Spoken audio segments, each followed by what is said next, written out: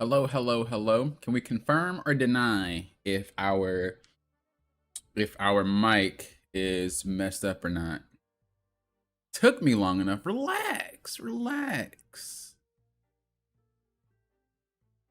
Nice to see some familiar faces. Gotta get my cord. Hold up. Start the stream with the nice chair stream. I know you guys like that. The highlight of your day. Chair streams. All right.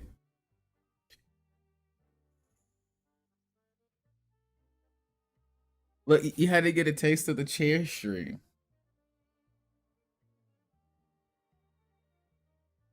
Welcome back, guys, to another Hero Huddle.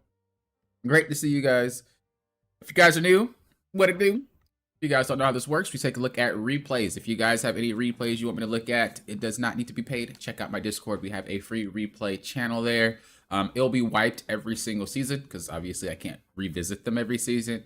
But yeah, put them there and eventually we'll get to them. Members do get priority. Keep that in mind. But I have some news to share that I think will make reviews better. Hold up. Poppin' be cooking. I'm just popping. Be popping on the stove because he cooking. No? Okay. So I think this would be a great idea. My idea is just so we can get through everybody more frequently, should there be more reviews from people who may not be members, or maybe if you're a new member or, you know, whatever be the case, if you just haven't had a review by me before, it'll work like this from here on out. So in the first hour, I'm going to do 3 replay reviews, and we're going to do tank, DPS, support. If we can. I mean, if we have to do tank or DPS, like, it doesn't matter. Basically, I'm just going to do 3 reviews first hour and 3 reviews in the second hour. The first hour is going to be reviews from people who haven't had them before. So members still get priority in that category. But let's just say you've had a review done before, right? Member or not. This is the space for the people who haven't. So that's for that. The second half, the second hour, we're going to do 3 more replay reviews. Again, it doesn't really matter the role. It's just 3 replay reviews. And that'll be priority based off of members. You don't have to be a member. Should there be a spot, you can be. But this is just so that if you're not a member, you get priority within the first hour. And if you are a member, you have a chance to just get more replay reviews than everybody else just because you're a member. Does that make sense? It's just so we could squeeze through. Should there not be anybody new, then members obviously take priority. But I just want to make sure if you've never had one before, you're not getting stuck in queues because members have priority. So now if you're a member and you haven't had a review, you still get priority over the people who haven't had one that aren't members. But first half for people who haven't never had one, second half for people who have, and we'll go like that. Speaking of members, thank you guys for supporting the channel. Without you guys, we wouldn't be doing what we're doing today. And every other day that we do stuff. So thank you guys for being here. Thank you guys for supporting the channel, members. Without you, there's no channel. And without no channel, there's no popping. Let me tell you, without no popping, the world would be a worse place. I'm being honest. I'm being honest. All right. So let's go ahead and look at some reviews. What's up, Nash? What's up, Chaos, Lauren? I think I already said hello to you, Lauren. Zaya Adolfo, I feel like I haven't seen you in a long time, Adolfo. Zaya, like I said, Kato, good to see you. Hello, hello. Elo would definitely be a worse play. True. All right, let me go through and see. Okay, so Puka actually has a review, but I'm tempted to not do it because Puka does not play Cap, but Puka wants me to look at a Cap game. Puka, if you're here, I'll do it. If you're not here, I'm not, because I don't know if you're trolling me or not, because you're a troll. So if if you're not here, I'm gonna assume you're trolling, because you don't play Cap, bro. But if you are here, I'll do it. Because you're griefing me right now.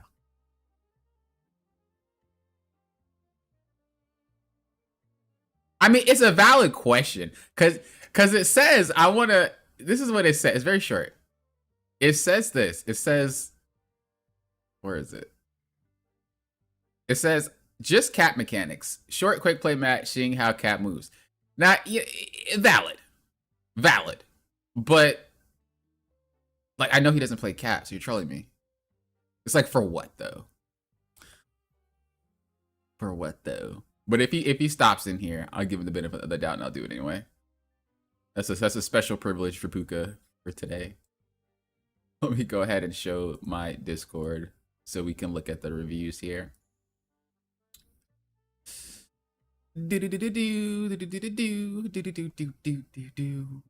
Okay, so first is going to be, where is it? They asked last week, so it's this one right here. All right, so Diamond 1 on console. I think it's funny when people put console or PC. I'm like, y'all, if you know, if you guys been on my channel for a while, you guys know. So you guys know why I think it's always funny when I see it. But anyway, okay. They actually played quick play with us last week, I believe. So they said this was a pretty good game for Venom, or this is a pretty good game for me. Venom is my main, and I don't think I was doing good. I'm not. We need to add periods. We need to add periods. Okay, you don't, just because you play Venom, you don't need to be Venom. Let's be honest. Let's be honest. Give me a few periods. No, I'm just kidding. I'm not quite sure why we lost. My immediate thing to go to is why my C&D had 17k. Jesus Christ, 17. When the team wasn't even playing dive, but that does happen a lot, man. But I know there isn't anything I can do to control my teammates, so let me know what I could have done better to help my teammates more and have more impact on the game. Oh, there's a period. There's a period. I've also have been hard stuck diamond every season, and so maybe some bad habits you see would be good to go over as well. So the funny thing is, also the period thing was a joke. Don't put too much context into it. I'm not attacking you. I was just being funny. The funny thing is, that's a pretty common frustration with tanks in general. You do have a lot of people just getting KO'd repeatedly, and it's like, bro, how? There's literally nothing that can endanger you, yet you're getting KO'd repeatedly. And you don't really have health to deal with it, and you usually don't have the DPS, like the damage to deal with another DPS taking out your team, or a tank if it is, for that matter. But we'll go through it. We'll see what's up. We'll see what happens. The best thing you can do when you're playing and your team starts getting KO'd repeatedly is you have to really identify why it happens. If you don't identify why it happens, then you'll end up I was not making fun. Then you'll end up going through a cycle. So the best trick is to always just make sure you understand why it happens. Now, it doesn't mean you can do something about it. I think a lot of people get hung up and get upset because you're like, well, I know why it's happening. I just don't know what to do about it. Or when I try to do something about it, I can't do anything. As an example, let's say you're playing Venom and there's an Iron Man. Obviously, Venom can't hit things in the air, but it's very niche. He can't do it all the time. So if Iron Man is in the air shooting your team, realistically, that's not something you can deal with directly, right? You can't KO that target, so you don't pay attention. However, what you can do is indirectly make him look at you all the time. So this means you need to be a lot quicker with how you move and engage, so that way you're never really low, but he's always looking at you, which means it gives your team more room to breathe. So sometimes there's direct ways to deal with the target or something hurting your team, and then there's indirect ways. You don't always have a way, but if you can try to identify in your mind which one is possible, if any, that's going to help you be able to carry a lot more games. Because again, at the end of the day, I always say the easiest way to win more games is to just make the games easier for your team. That's really just it. And if you can do that, then you're good to go. So let's take a look and let's see. Oh, let me get my pin out. As you guys know, too, I always ask questions. Get your brains turning, whether you're watching the replay or you guys are watching the VOD. Feel free to just kind of take a second to think. You can put it in the chat if you would like. Let me get my pen out here just so that I can draw on the screen.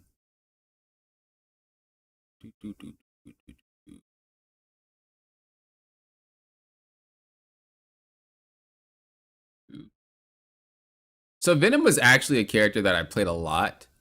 I don't generally play him anymore. I don't like how slow he is. NetEase, if you're listening, give him movement speed.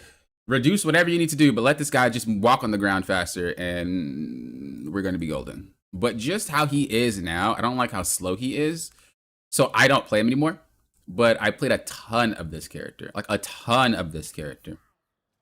But the more characters that they add, the easier it is to kind of deal with this character. And the higher you get, the more predictable this character is. And it's just not something that I enjoy dealing with. All right, so we're swinging in willy-nilly. It's okay, but I would like you to set up. So Venom is really just kind of like a setup character. If you guys play Venom and you just swing in a lot, it doesn't do much. And I don't know what he's going to do after because we haven't seen this. I'm just talking about it in context. Should you be a Venom player, you don't always just want to swing in like this. When you want to be seen, you don't want to just be invisible. You're not an assassin, but you also don't want to just fly in for free.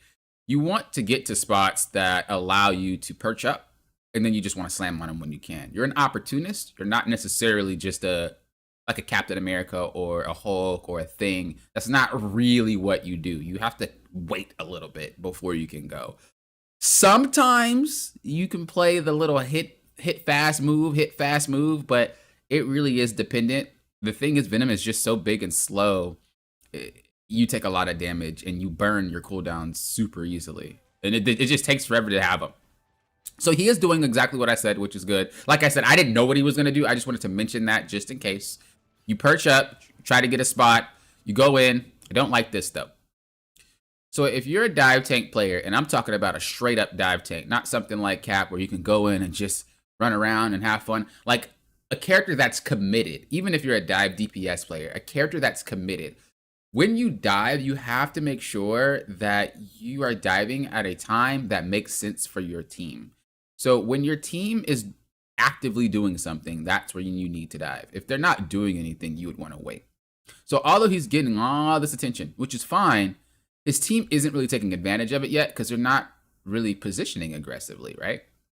Like they're not doing much. If we play this forward, I really don't think anything's going to happen. He's just going to swing out and have to heal again. But I could be wrong. Let's watch. Let's see if his team takes away. I don't know if they're on comms or anything either. This is just basically as if they're solo.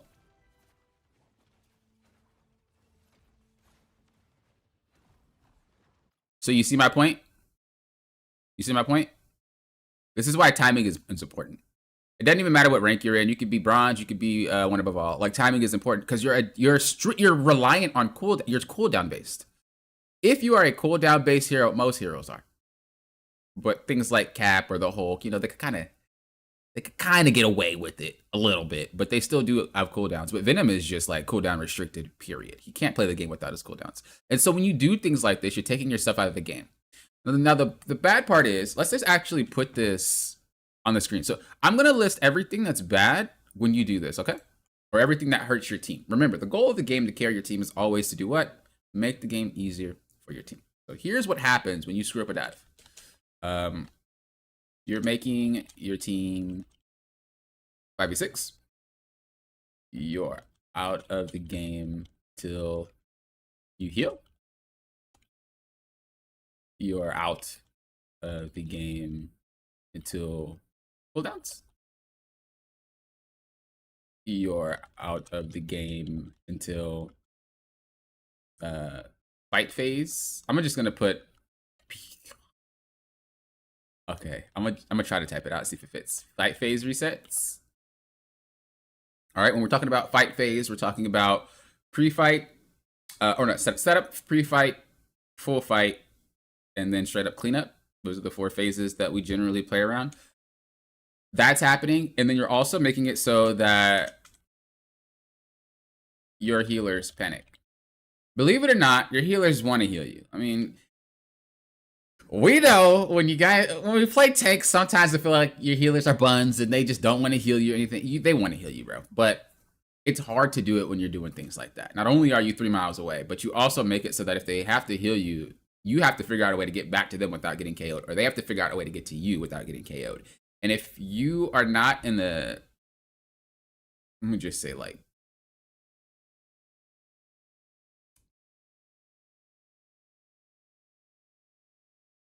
I'm going to say Eternity. If you're not in Eternity or one above all, most healers are just going to go out their way and try to heal you and get KO'd in the process. Okay? So that could be why your Cloak and Dagger was getting KO'd a lot this game, trying to heal you or somebody else who was really low and just kept stepping in the fire. It will happen. It happens even in Eternity or one above all, but it just doesn't happen as frequently. They have to really like you to do that. Otherwise, they'll just let you get KO'd. If you guys watch me play Strategist, I don't. I don't heal people. Like if you really about to just get out my way, you're not gonna get healed, buddy. It's not because I hate you. It's just because I don't want to heal you. I mean, maybe it's kind of both. So this is pretty much what you're doing. These are the 5 things you're costing because we misdive. So not only is your game harder because your teammates could be horrible, they could be filled, they could whatever you think the reason why your teammates suck, right? Not only you got all that stacked against you, but you also have the fact that you have all 5 of these things stacked against you. And there ain't no way you're winning. At least this fight, right? Every fight is a reset. This fight, you're not winning. And if you end up winning, it's because your team carried. And sometimes we think that that's actually how it works, and we should get wins based off of that. But that's not how it works. Okay, so now that we understand this, let's actually go back real quick and let's just see what the engage would look like if we didn't engage right away. What are the signs that we looked for when we start engaging? We're not going to spend too much time on this because this isn't really the question, but this is something you need to learn as a diver, so I think it's important to bring up. So if we're looking at it from Venom's perspective, or, I mean, all dive tanks can technically set up. I set up with caps sometimes. If I know the players are very good at hitting me when I go in, I can't just run at them. I have to wait for a second, and you guys will see me do this if I'm getting obliterated. I'll wait for a second before I play the game, but it's something important to learn. Sometimes you do have to play a lot slower based off your team comp and other stuff like that. But again, we're not going to get too much into that. So what would be a good time for us to dive if we were playing this? And try to play along if you want. You know, just tell yourself when you think it'd be a good time. So Spidey goes in, and we know that Spidey is a what type of character? Spidey is a character that'll go in and jet out. So is that a character that commits? No. So does this mean that we should dive as Venom? No. Why? Because you have to commit as Venom, the dive tank, and Spider-Man does not. He's not a committing character unless he really, really wants to. But 9 times out of 10, this guy's going to go in, do some stuff, and run away. There's nothing there for you. So no, we wouldn't dive that area. As we dive in, Spider-Man goes away. Now we're going to ignore this Venom dive, and we're going to assume he never dived, okay? And we're just going to watch.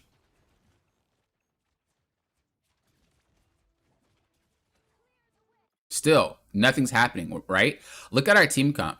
There's 3 types of teams, right? There's usually 3. You have Brawl, Poke, and Dive.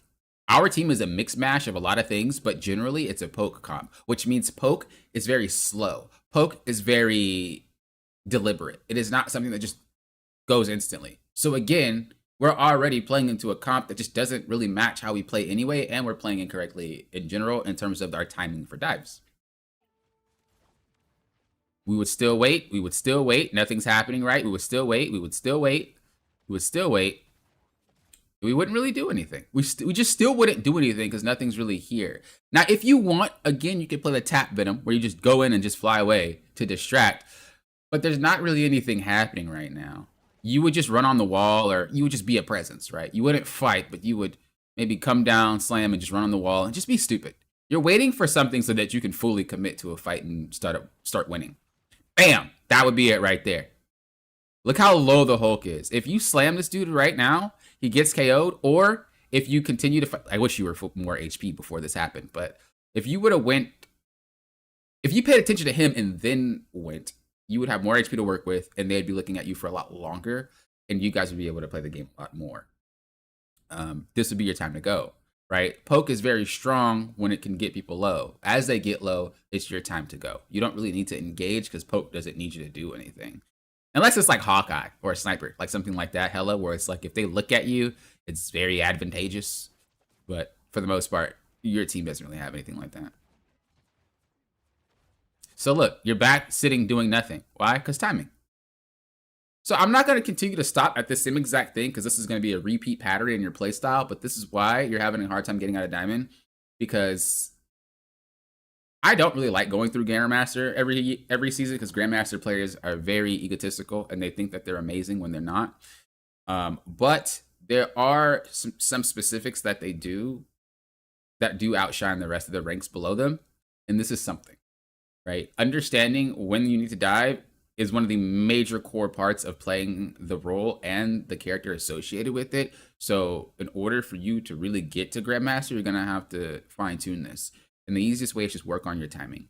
When I go in, is it going to be beneficial to my teammates or not? If it is, go in. If it's not, you can't, because you're going to be sitting here having your healers panic looking at you just like they are now. You're not in the fight when you easily could have started cleaning up KOs, and you're just sitting. So it doesn't mean you're bad. It just means we have to work on our timing. All right, as I said before, we're not going to talk too much about the same thing, because again, that's just kind of the player's weakness we already spotted. You have to keep in mind too that the higher you go, the more you're going to be taken advantage of. So if I spot that this is how you play, I would just take advantage of you. And I'd be like, well, every time he goes in, he clearly runs away with no HP. Which means that all I have to do is wait for you to screw up and then fight your team, and you can't do anything about it, and I'll just roll over you. And that's not to say that I'm better than you. It's not to say that I'm just picking on you or anything. But I'm telling you, if your goal is to hit Eternity or 1 above all, people understand tendencies a lot more. It's like if you're playing a fighting game, you know, in order for you to beat your opponent, you have to understand their tendencies. What do you play like? How do you react when I do this? What do you do when I do that? That's my play style when I play, is I like to feel you out and see how you're playing, right? If I could spot something like this, I would take advantage of it, because it's just too free. Look, you do it every time. You go in, you get really low, and then you just can't play the game for like 30 seconds. If this is how I know you're going to play every single time, I'm just going to wait. I'm just going to wait. And then I'm going to KO you. Or you're just not going to be able to play with your team. It's going to be a rinse and repeat. And you just wouldn't be able to do anything. And then this is where people think, well, my team sucks. My team sucks. I can't win. And you see a lot of this in Grandmaster and Celestial. Because players, again, they feel like they're amazing. But a lot of the times they don't realize they're just getting taken advantage of. But they put the blame on their team. But because a lot of people sometimes they'll climb ranks because they're lucky without actually improving. They'll play the same every rank. And because they didn't improve as they climbed, they don't realize that it doesn't work anymore. They just think their team sucks. When it's like, now you in a rank that it doesn't work anymore. And you don't realize it, you know? I'm just waiting to see kind of like what you were asking about, which was more or less your support just getting rolled over. So far, it doesn't really seem like much is happening other than just kind of typical gameplay stuff. So I'm not skimming it, just ignore it, because I'm talking. I'm actually looking for what you're asking for, and I just don't see anything yet. That's all.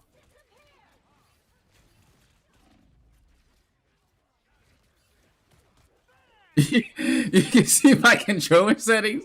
There's nothing fancy happening on my controller settings. Let me tell you. I can't show you on here because I'm on PC. My PC controller settings aren't the same. Yes, when I play on PC, I use controller. I don't use mouse and keyboard.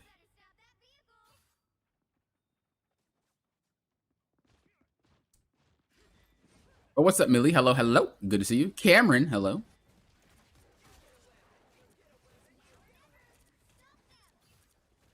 Yeah, I still don't see how your support gets KO'd, so we're just gonna fast forward this. Because I'm really looking for it. And they seem fine.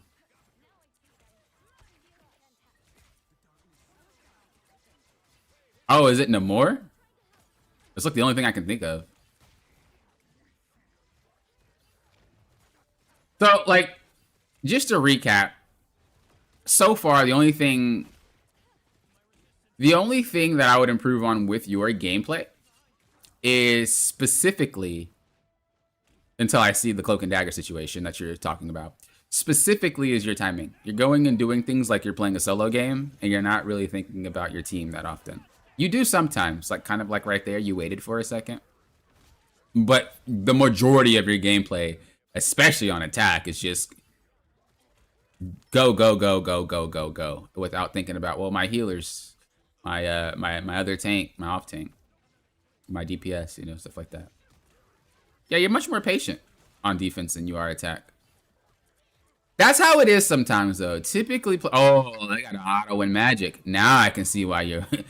Now I can see why your support got KO'd 17 times.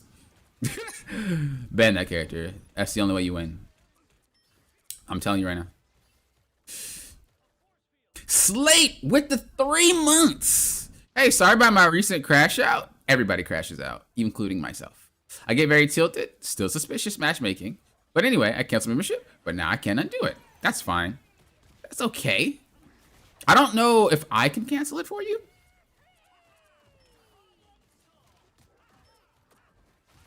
I never actually attempted. I can see.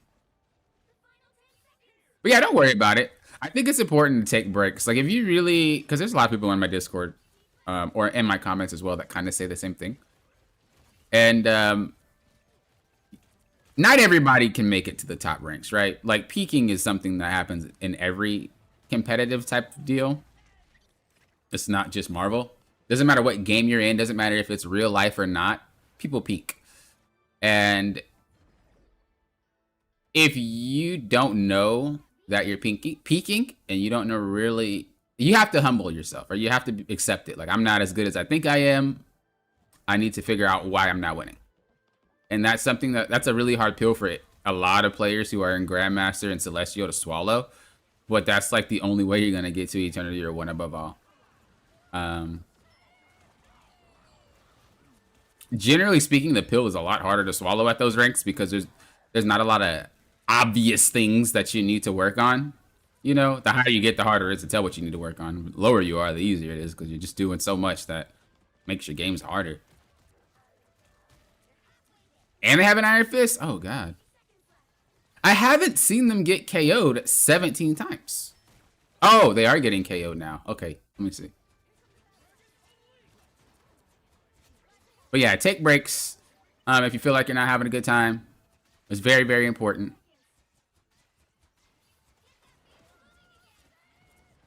Otherwise, you're going to burn yourself out.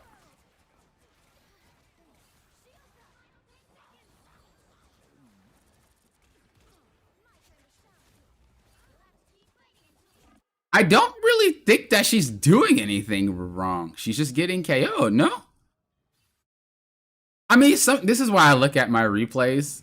Because sometimes I think my supports are trolling me. And then you look at it and it's like, oh, they just like get KO'd regularly, just like everybody else. Of course the magic hate. Character is broken. Character is busted. What happened? What KO'd her there? Oh, Squirrel Girl? Dude, she got clapped. I mean, you can't really do much about Squirrel Girl. Let's be honest. Like, the thing about poke characters is like you can't do much because it's on your team to sit behind cover. The best you can do is just get in their face. So typically what I like to do is I like to open the scoreboard and just see who on their team is popping off. Well, it is the Squirrel Girl in this case, right? So you should be on that Squirrel Girl 24/7. 24/7, 365, all the time, every time. Let's see how you play. That is your main goal because that's the only one destroying your team. Let's see if we do that. Because this will answer your question right here. A lot of divers typically forget about. They just focus the supports, thinking that that's the way to win the game. It kind of is, but if your team is getting destroyed by one character, you need to make sure that character cannot play the game. If you can. Sometimes you can't. Like, bro, ain't nothing worse going into a Bucky as a diver. Bro, like, I can only sit in this dude's face for like 3 seconds. Y'all better make it work. Y'all better. I give you 3 seconds to work with, bro, but if it's a Bucky, y'all can't play the game. I mean, I can't do much for you. I can't, bro. Okay, let's see. So you see she's kind of playing for free? You don't want this. So this is why I always say, watch the replay. Mid-game, if you can figure out what it is, figure out what it is. But if you watch the replay, it'll tell the truth. It always does. It'll tell on you right away. You weren't focusing her, so she gets to play for free. No character should be able to play for free. Is it 1,000% your job to deal with her? No, it's not. But the goal of the game, if you want to climb, is to make the game easier for your team, not just get KOs. If you have 5 players on your team that doesn't know how to position or doesn't know how to take out the squirrel girl, your DPS sucks or whatever, well, you got to figure it out. That's how you carry teammates. You don't rely on them to do your work, like to do everything for you. You're going to be stuck in the same rank for a long time. She should not be able to play the game. I talked about this in that Hulk 0 to Hero series that I'm doing, which I need to update. I'm doing DPS next. But I talked about it, and I explained what to do when you have people that are just DPS that are just like knocking your team out. It was a Moon Knight in like 3 of the games, and every game I just didn't let him play. But yeah, she shouldn't be doing this. You should be on this. Did you swapped to Strange, but it was, I'm pretty sure, just a portal back. Yo, she really is playing for free. Look at her. Look at her. She's going nuts. Let me stop. Oh, sorry. But she actually, yo, she just does not care. Nobody, not even the other DPS is hitting her. Yo, and she just, yo! She is crazy, bro. She hit the assassin squirrel girl on him.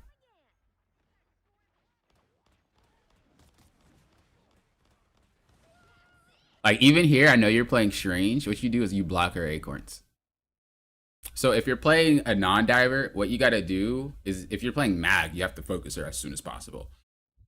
If you're playing Strange can kind of cheat because subconsciously we like to shoot the things that are just really big. And so if you look at her and put the shield up, I guarantee she's going to shoot at you because she wants to break your shield. And it's up to you to manage the shield, and you need to continuously hold your ground against a poke character. It sucks when you run out. It is what it is. But if you do that, you need to put the shield down and still fight and just take some damage. By the time you get back into cover, you got your shield back, you're going to get healed, and you rinse and repeat. Holding your ground is one of the best things you can learn how to do as Strange, Mag, really any character, because it is transferable. But that's how you deal with the squirrel girl if you're not playing a diver. So yeah, you know, it might look like your support sucks, and it might look like, you know, on paper, C and D, how did you get KO'd 16 times? Gambit 11, you know, like, what are you guys doing? You guys are, all you guys, well, one character on their team was playing for free. He didn't do anything to stop it. That's really just it. So if I were to suggest anything, I would suggest A, timing your dives better, because you're going in when your team really isn't ready for you. Just pay attention to the comp. If you have a poke team comp, you got to dive a little slower. If you're playing with a dive team comp, you can dive faster. It really just depends on who you have. And then I'd focus on dealing with the threat. Every time you end up in a situation where it's like, we can't push or we can't hold or there's something wrong or my team, whatever, whenever that thought comes across like, bro, what is wrong right now? Figure it out. Mid-match, try to. And if you can't, go back to the replay maybe the next day so you can mentally reset and just look at it objectively. Was there something going on that really made it hard for me to do anything? You will find it. And when you do, that's how you improve. I look at my replays on stream because sometimes I just genuinely do not know what I was supposed to do. I don't know what the problem was, and that type of stuff happens. So if it happens to me, and it definitely happens to you guys, and you guys can figure it out too. But that's what I would suggest for you. All right, let me catch up in chat, and then we will pull up the next replay. When it comes to people who say they're hard stuck because of their teammates don't understand that they've hit their current peak. Yeah, that's pretty much how it goes. People don't. I just think sometimes people equate winning to being good, and that's not how it works. You can go on a win streak and not do anything different, and then lose and not do anything different. And you know, so like if you do the same thing for 5 games in a row and you win, and you do the same thing 5 more games in a row and you lose, that seems about normal. Whether you win 5, lose 5, or win 1, lose 1, or win 2, lose 2, win 1, lose 1, however you want to do this, you're still peaking at 50%. You know what I mean? It doesn't matter. And People sometimes just don't understand that. They also think that they don't need to change their play style. If I'm just say diamond like this player, and I somehow streak into Grandmaster 2, and I'm like, dude, I'm great, I'm doing good, and I didn't change my play style whatsoever. You're a diamond player in Grandmaster, and you're gonna demote. Period. Doesn't matter. It's not because you suck. You just didn't really deserve to get it at that moment, and unfortunately, you're gonna start losing again because you didn't really get there other than by luck. And then that's when we say EOMM is the thing and my teammates are the reason and all that extra stuff, when it's like you kind of got to a rank by luck. You didn't really understand that you got to the rank by luck. And yeah. And then when they demote, so let's just say again, I'm diamond. I demote to platinum because my team suck. And then all of a sudden I start winning and getting back to diamond like that. Super easy. See, this is what I can win. It's easy. No, you just demoted to a rank that you're smurfing in basically. And then you started winning again. There was no correlation to improvement. There was nothing. A lot of it's just psychological. If you want to get out of Grandmaster specifically, because a lot of people that are in Grandmaster struggle with this. If you want to get out of Grandmaster specifically and stay out of Grandmaster, you need to work on your mental, because that is the only reason why you were there. Okay. So, if you guys got any questions about that gameplay, let me know. And then we will move forward. Dreadhead, hello. Good to see you. Hello, hello. Bucky is the counter to the whole game. Yo, Cam. He really is. Issue I run into is when they play a poke DPS and one dive DPS. Do I dive the poke DPS or play something and peel their dive off the team? I don't know who to prioritize. It depends on which one. It depends on which one is more impactful. Generally speaking, you do not have a full team equally impactful. It doesn't happen. You have a few star players. It's a ladder game, right? If we're all trying to climb on top of each other to win the match, or to like to climb and, win, realistically, no one is technically the same. Someone is here, someone is here, someone is there, someone is there. There's never all the same. Should that happen, you don't deserve to win. It's just one of those matchmaking flaws where everybody on the enemy team is just better than yours. It happens, but it doesn't happen that often. It might seem like it does, but it really doesn't. You usually only have 1 to 2 star players. So just because the diver is diving doesn't necessarily mean he's a threat. Look at the scoreboard. Is he actually a threat? Or is the poke DPS taking advantage of the diver diving? You know what I mean? Most of the time, from my experience, doesn't matter which rank, usually when the diver dives, the poke is getting free shots. So I'd focus the poke so that when the divers dive, my team can fight the divers and move around as much as they need to without getting sniped or shot by Squirrel Girl or something like that. So even in that scenario, I would still go after the poke, if that makes sense. Okay.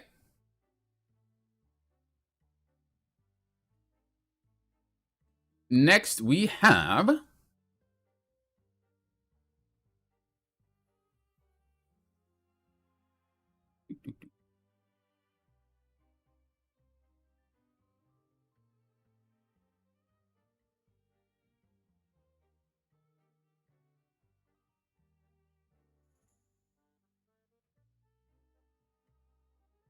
I'll do your support after Nash, because I know you have a support game. I don't know if you're still here, but I'll do yours after.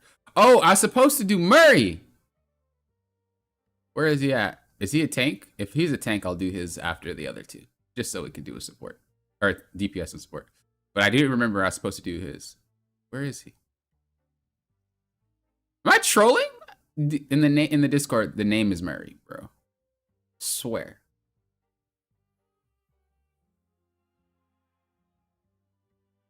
Maybe it's not. Did they delete it? Are I just blind? Surely. Oh no, it's right there. Ah, Murray's a tank. Okay, we'll do it after. We'll do it after. All right, so we're gonna do a DPS of support, and then we'll do Murray's because I told Murray that we would do it.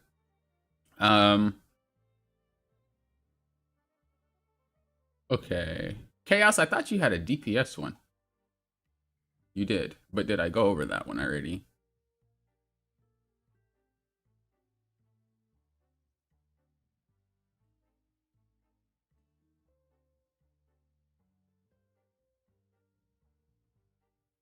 So you have one where you play DPS, but I don't know if you fully played it. You said you swapped. We'll take a look at it though. But we'll hope that majority of that game is DPS, because I want to see a DPS game. Where are you?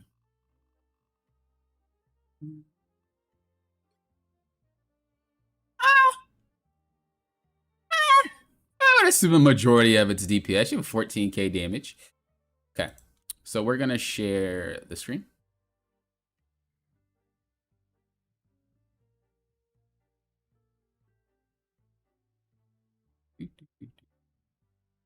So this is what they said.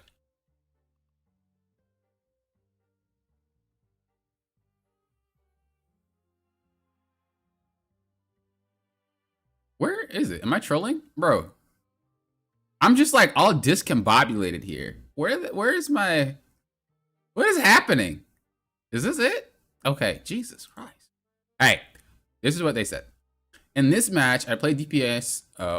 One of my best games is DPS. Would have won MVP too if it wasn't for the Spider-Man ulting, scoring more combo KOs. Me being a bit clumsy and needing to switch to healer at the end, speaking of which, Invis is too good this season. Agree. I think all strategists are pretty good this season, though, to be honest. I hate them all. Please help understand how to be better. And also, would really like for you to drop a map guide series, highlight where to fight in attack and defense. I thought about this, but there's so many freaking maps. And everything is so situational. But maybe I'll make a stream of it. I don't know. I've been asked this before. And I've been asked this many times over, to be honest with you. I don't know what I'll do, but I'll make it so that's more digestible. Because what you're asking for is not necessarily what you want. That's how YouTube works, right? What people ask for is not really what they want. I have to put it in a way so that I know that you'll want it, you know? And that's kind of hard to do with a topic like that. But I have it down. I'm thinking about it. It's on my mind. I just have to figure out how and like when's the best time to maybe drop something like that. I also know these might seem a lot. Oh, wait, this isn't even part of it. That's fine. All right, let's roll. Let's get into it.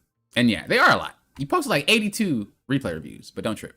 I can't get to them all, but I'll try to get as many as I can before the season runs out.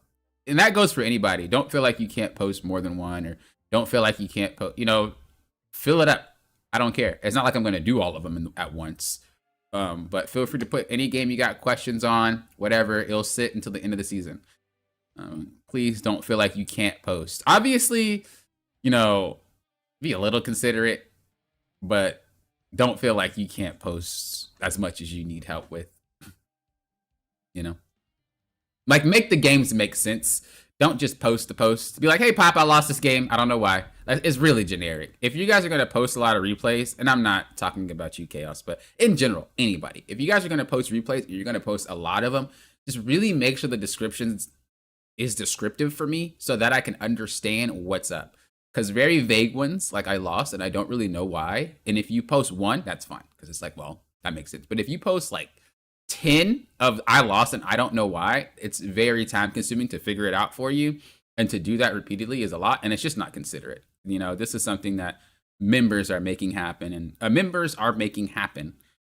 it obviously is my time too. So I would just appreciate if you guys are going to put loads, just make sure that you very descriptive so I understand exactly what you're talking about. And there's a growth pattern, not like I just want to post replays just to post them, because Poppin does free replay reviews. So yeah, post as many as you want, but just please make them make sense. That's all. I'll leave them up until the end of the season, and I'll try to get to them get to as many as I can. Poppin Lazy confirmed? Is it though? All right, let's see. Let's see what happened. So the cool part about Iron Man and any flyer is, like, technically you can do whatever you want. I guess that's DPS in general, but technically you can just be wherever you want. And what you're trying to do most of the time is make it so that they are looking at you without looking at your team. Where you are right now is not really a great spot because they can see you and the team at the same time. So if we look at just Namor, look at I can shoot you and your team at the same time. I don't have to really relocate. I don't have to move my eyes anywhere. Nothing, right? You can use anything as cover when you're flying. So you can come up here if you want to and be over here and start shooting. It's the same concept as if you're on the ground. Now, in order for Namor to hit you or something like that, you have to, or they have to like reposition. You have to relocate. They have to take another off angle for you. If they don't, you just get free shots on their tank. Or if you really want to, you can kind of curve a little bit and get free shots on that gambit, and you would still be safe. It's just the same thing as on the ground, but in the air.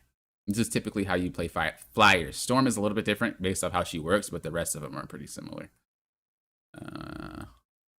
With Iron Man 2, he's kind of like an assassin. It's really weird, but once you start playing Iron Man a lot, you'll know what I mean.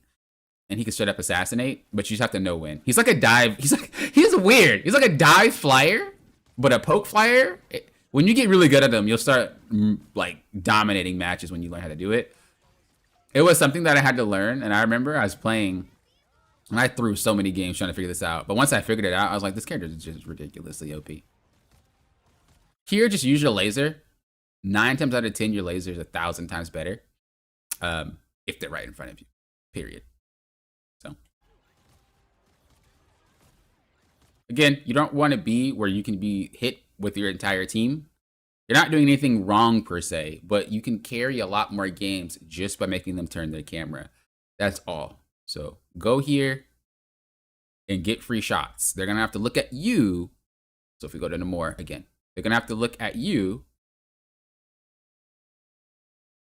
or they're going to have to look at your team. If the healers are down here and you're shooting Namor up there, he's going to have to drop, which means your team can actually play the game, right? And push forward. But he still has to figure out a way to deal with you. This is why Iron Man is super annoying, or any flyer is annoying. It's not necessarily that they do too much damage. It's that if they play like that, where the team needs to literally go out of their way to deal with you, it is the most frustrating things ever, because a lot of teams do not know how to adapt, even at high ranks. You'll usually just see people ignore them because it's just too much work. Like, for real. I even ignore them sometimes. I'm not gonna lie. But sometimes it's just so annoying. It's like, bro, I don't even want to deal with you. And that's how they win. That's how they win. And it's just based off positioning. It really is. It's crazy. But you also have to keep in mind that you need to learn how to dive in and get the KOs for free.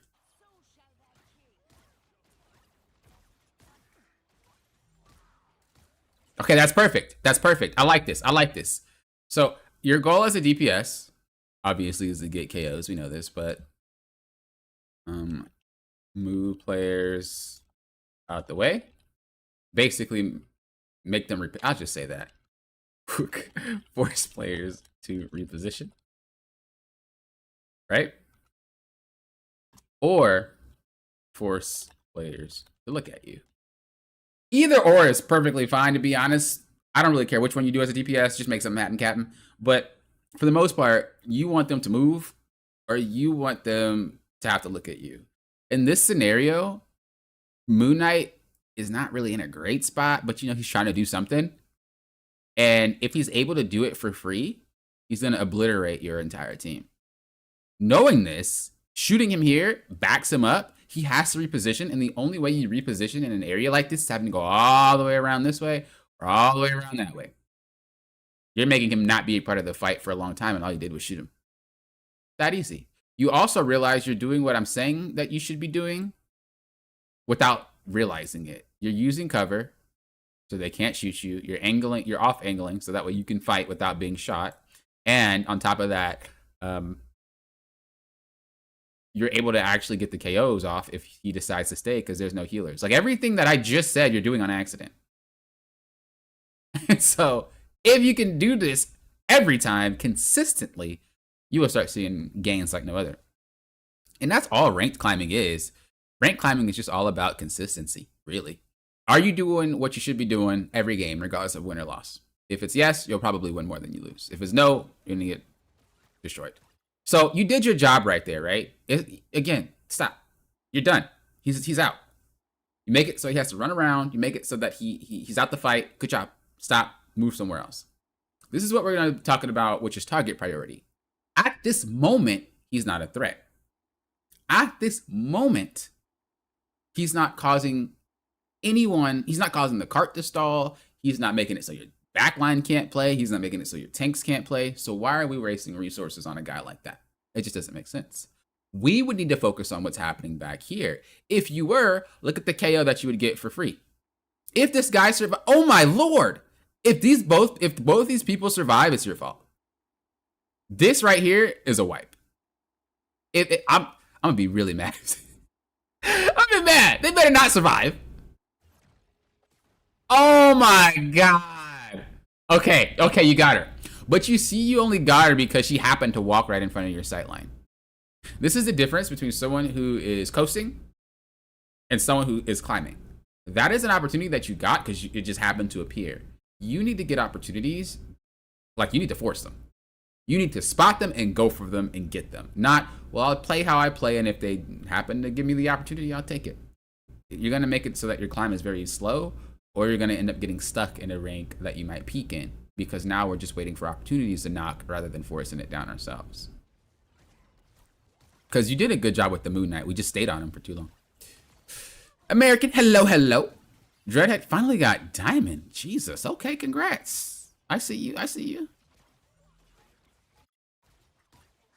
Even here, look how you're not focused on the whole situation. I would like for you to probably take a step back, and when you're fighting, read the entire fight, not just what you're shooting at. It would help a lot. So look, right here, this dude is done.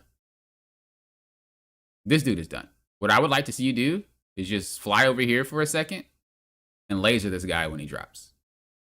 Are you going to get KO'd? No, nobody's even here. Your team took this part, right? There's literally nothing there to KO you at all. This guy is done. But you didn't even see him.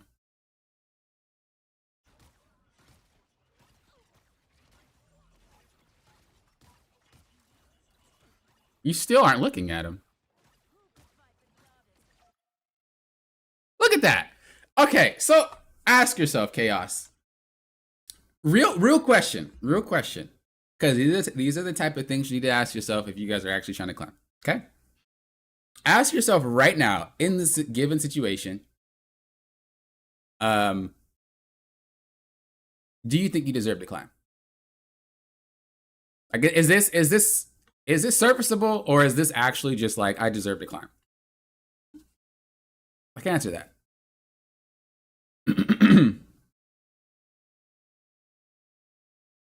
You're happy Deadpool's a tank? I don't think so. That character's a troll. He's probably just trolling.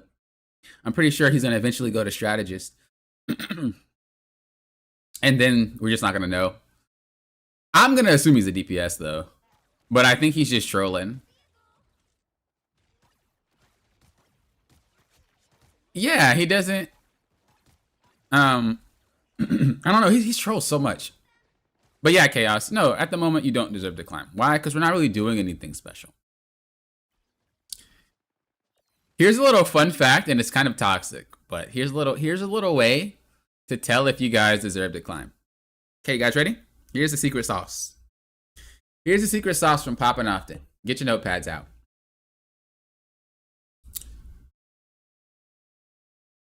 If you deserve to climb, if you truly are better than the rank you are in, you're going to have people tell you how to play. Now, this could backfire, because if you just straight up suck and you don't belong, well, then obviously they're going to tell you how to play. But if you're playing your way and you're constantly being hounded, like that's not how you're supposed to play, or why are you doing that, or what are you doing, or, you know, and you're not like, you're not throwing the match, but, you know, you're doing your thing.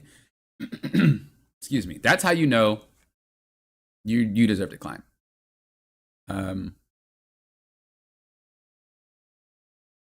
When I played League, it was the same way.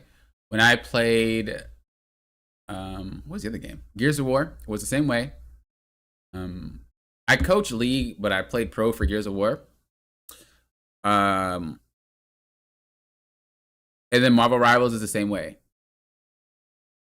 I have really weird play styles when I play games where it's just like strange. It doesn't make sense, and a lot of us have them. To be honest, we all have these like little quirks. You have people that play. There's like two avenues. So here, let me actually just illustrate it.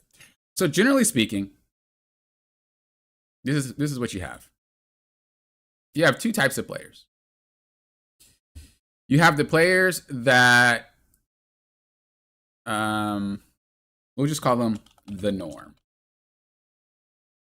Actually, I probably have three. Nah, we could say that there's.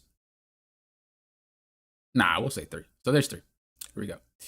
So you have the norm, right? And these are the players that typically play how you would expect. If you see a character get locked in, you know realistically what to expect, right? It's not uncommon.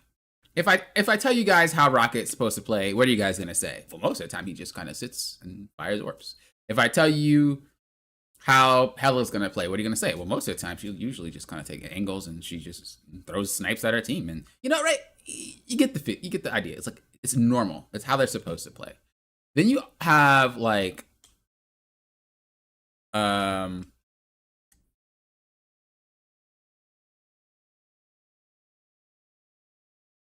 to think of a way to word it to make it make sense.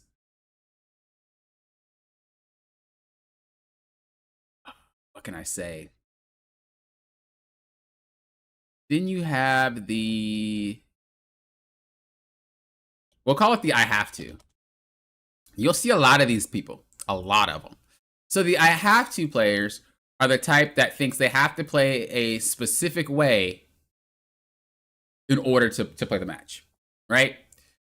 These are the people that play almost identical every single match. Like they focus on what buttons to press. They have a sequence in their head. I have to press this button at this moment to do this, and then when this happens, I gotta do that, and then when that happens, I have to do that, and then I have to do that. They're so sequential. Usually high mechanic characters function this way in terms of their mindset, but it doesn't have to be a mechanical character.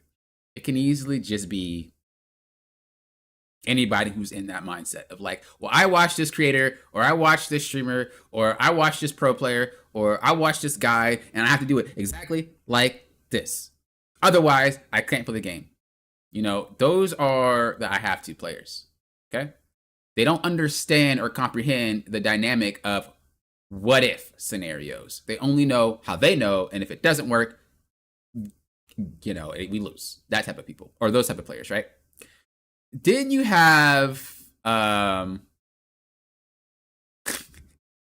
gonna call myself out here. The weirdos. These are the people that you don't know what they're gonna do, and you don't even know why they're doing what they're doing. Like, realistically, they catch you so off guard because it's like, this is weird, bro. Like, this is weird. Why are you doing that? It might be you. But there's not a lot of these players, but I'm one of them. If you watch me play any character, you might actually think, especially if you main that character, you're like, Poppin', what? That's a weird, bro. Like, what are you doing? That makes no sense. I'm a weird player, right? But you have to see that if you do it all this way, you're probably going to be stuck because you don't know how to formulate what happens when things go wrong. If you're doing it this way, you can make some gains. But the thing here is that if something doesn't work, you feel like it's not necessarily your fault. It's kind of like, I need to just swap then, or I need to play healer, or I need to, you feel like there's some external solution to your situation. Whether or not you're a one trick, it does not matter. You just feel like there's some external solution. And then the weirdos are like, I don't really care, bro. I'm gonna make it work. It doesn't, you're not really mad. You're not really trying. You just do weird things, and eventually it's like trying a different key every time something goes wrong, right? I don't know. This work? Nope. This one? This one? This one? And usually they're not upset. They're just like, They'll run it down, but they're not throwing on purpose. It's just like, I don't know what works. I'm trying to figure it out. But they have so many play styles because they're weird. And so I only bring this up is because you need to have a little bit of all this. You need to have the foundation to your gameplay of I have to. You also need to have the norm of what actually works. And you also need to have a little bit of that funkiness, a little bit of that weirdness to pull something out your hat that just is so unconventional, but it works, right? I'm gonna give you a brief example with my Cap gameplay. Because a lot of you guys see me play Cap. That's like one of the most, if ever you're watching me, I'm generally playing that character every now and then. And he's just really easy to explain because, you know, he's straightforward. I have to. What do I have to do as Cap? Well, I have to make sure that I distract so my team can play the game, right?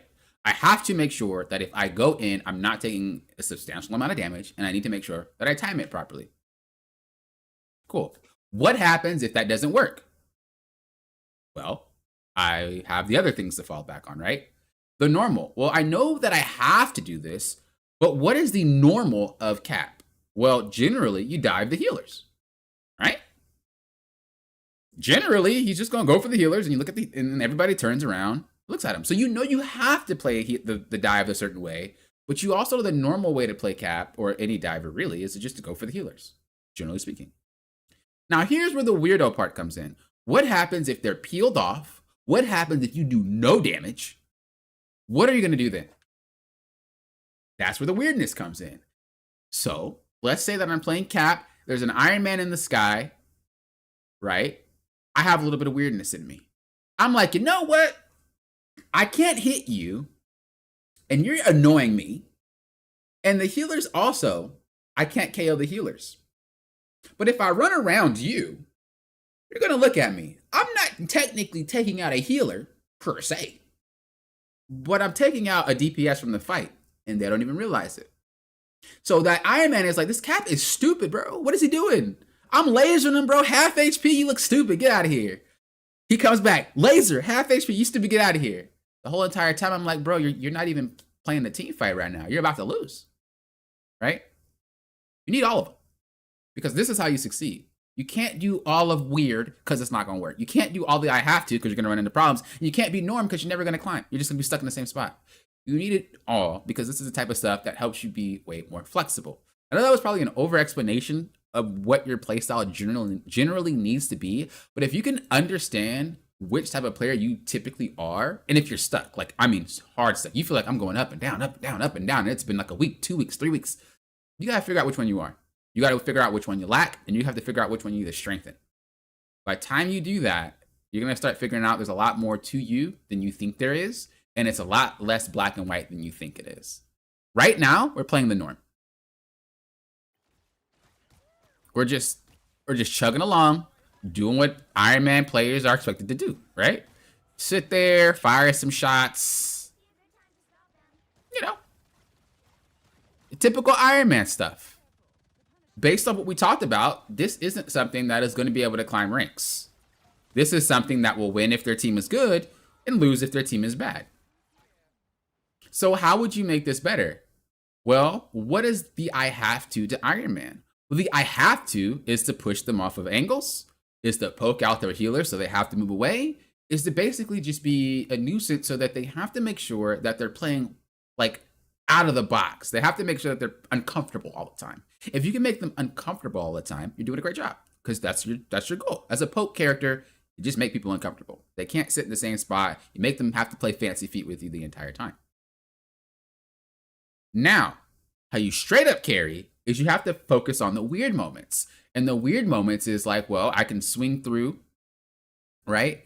And I can see that there's someone like her, laser her down. Not at this moment, but this is just an example. I see she's out of position, I'll laser her down. We'll see if we can get to that type of situation, and I'll call it out.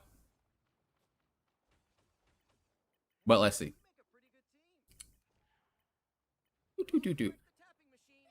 Again, it's got to be some. You know you're playing weird if people ask you, like, what are you doing? It makes no sense. Doesn't mean you're doing it right, but you are thinking correctly. So again, typical gameplay, right? You're just shooting in the funnel that they're walking through. Typical gameplay, ulting the person that ults. It's all just so normal and basic.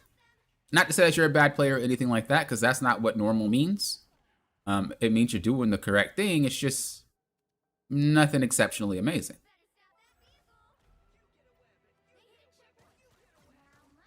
In a situation like this, I would dive.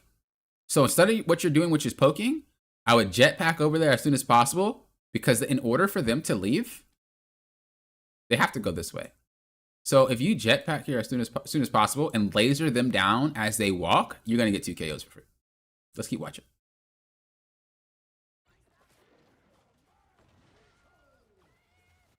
Yeah, you see?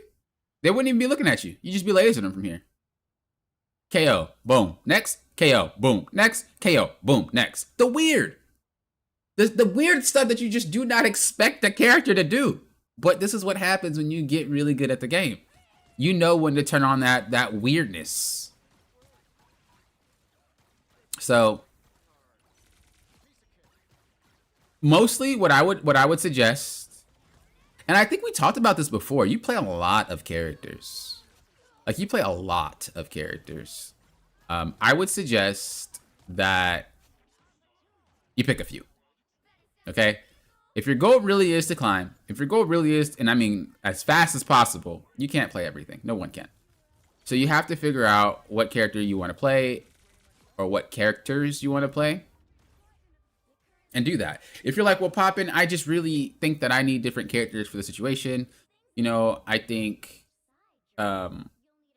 it's just hard for me. I can't decide. I love playing the characters, and I really just can't decide what characters I want. Here's the quick way, okay? Here's going to be the Poppin' Often patented how to pick your characters guide right now.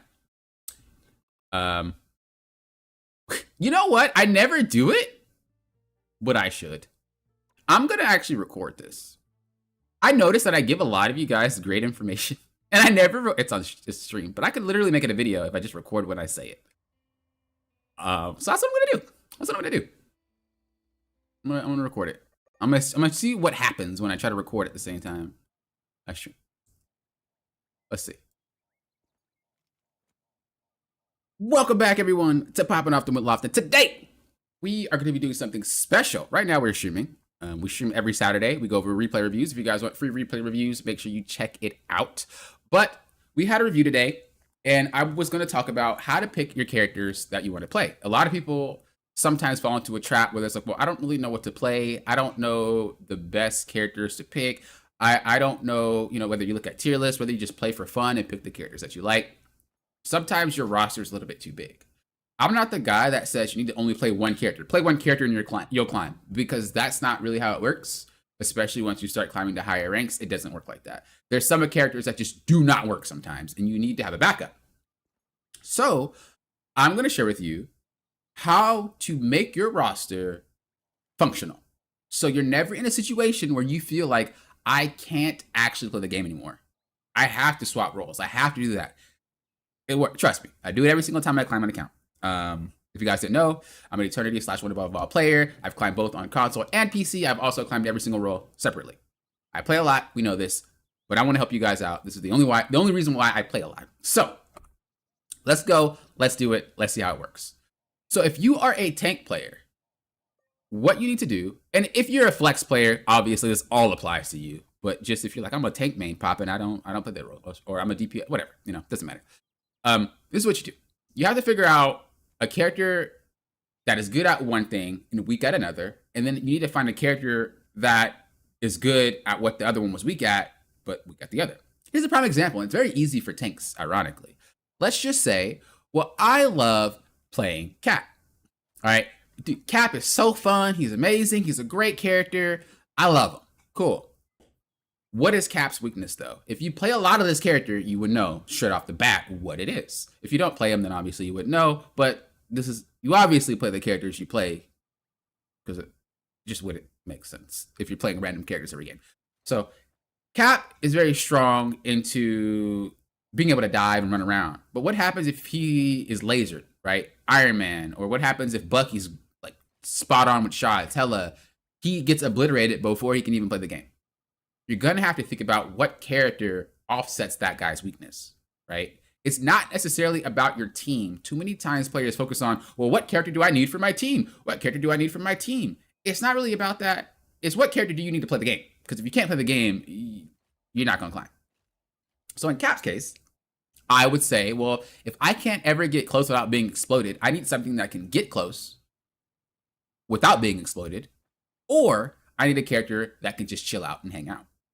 Venom would be a very good character to get close without being exploded, right? Now, Venom does have his weakness of being like CC'd, but, that's just player error at that point. He doesn't have to get close. He can get close without being shot. He can walk on the wall, he can swing in, he can do whatever he wants. He can be at full HP, full capacity as he fights. So yes, there's 2 dive characters that I'm selecting, but they offset each other's weaknesses. Venom is very slow. He can't move around that quickly. So if it is into characters, even if they suck at aiming, he would still get shot because he's slow. But if you're playing Cap into characters who suck at aiming, there you go, right? Like Squirrel Girl or I can't think of any right now. But Squirrel Girl is a really good one where she has a really hard time hitting Cap. These characters that just have a hard time. Now, if you're like, well, Poppin', okay, I like that. But what if I don't want to play 2 divers? Well, then what you're thinking about is what character can I offset with that? So let's just say I play Strange. I'm a Strange main. I love Strange. But I need a character that can deal with like magic. Or I need a character that can deal with people diving my backliner. Just, I just find it hard that I can't really play the game because I'm just not that strong. Like face to face, right? Well, Magneto as a second pick wouldn't make sense. It'd be redundant. He doesn't do that well, like up close either. Strange can fight up close. Don't get me wrong, but he's not a real straight up brawler. So you would need to pick something that offsets that. Well, Poppin', I want to play. Thor. Good example. You don't need to do anything crazy. What you're trying to do is offset your weakness as a player, not necessarily offsetting the weakness of like a different play style, right? Thor can dive. Thor can be in the backline. Thor can do a lot of crazy stuff. But if you're like Poppin', I still want to play reserved. I just want to be able to handle what comes my way. Thor's a good character, right? So the goal is to always just think about what this character lacks and who can I pick to fix it. That's it. You don't want to go into a rabbit hole picking a whole bunch of characters that are very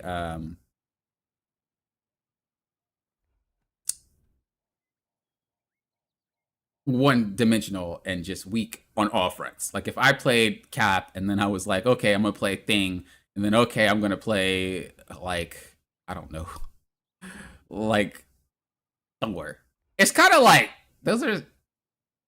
they could work, but you're doing so much work to make them work. You need to have a character that excels just because you pick them, not necessarily characters you need to master in order to be functional.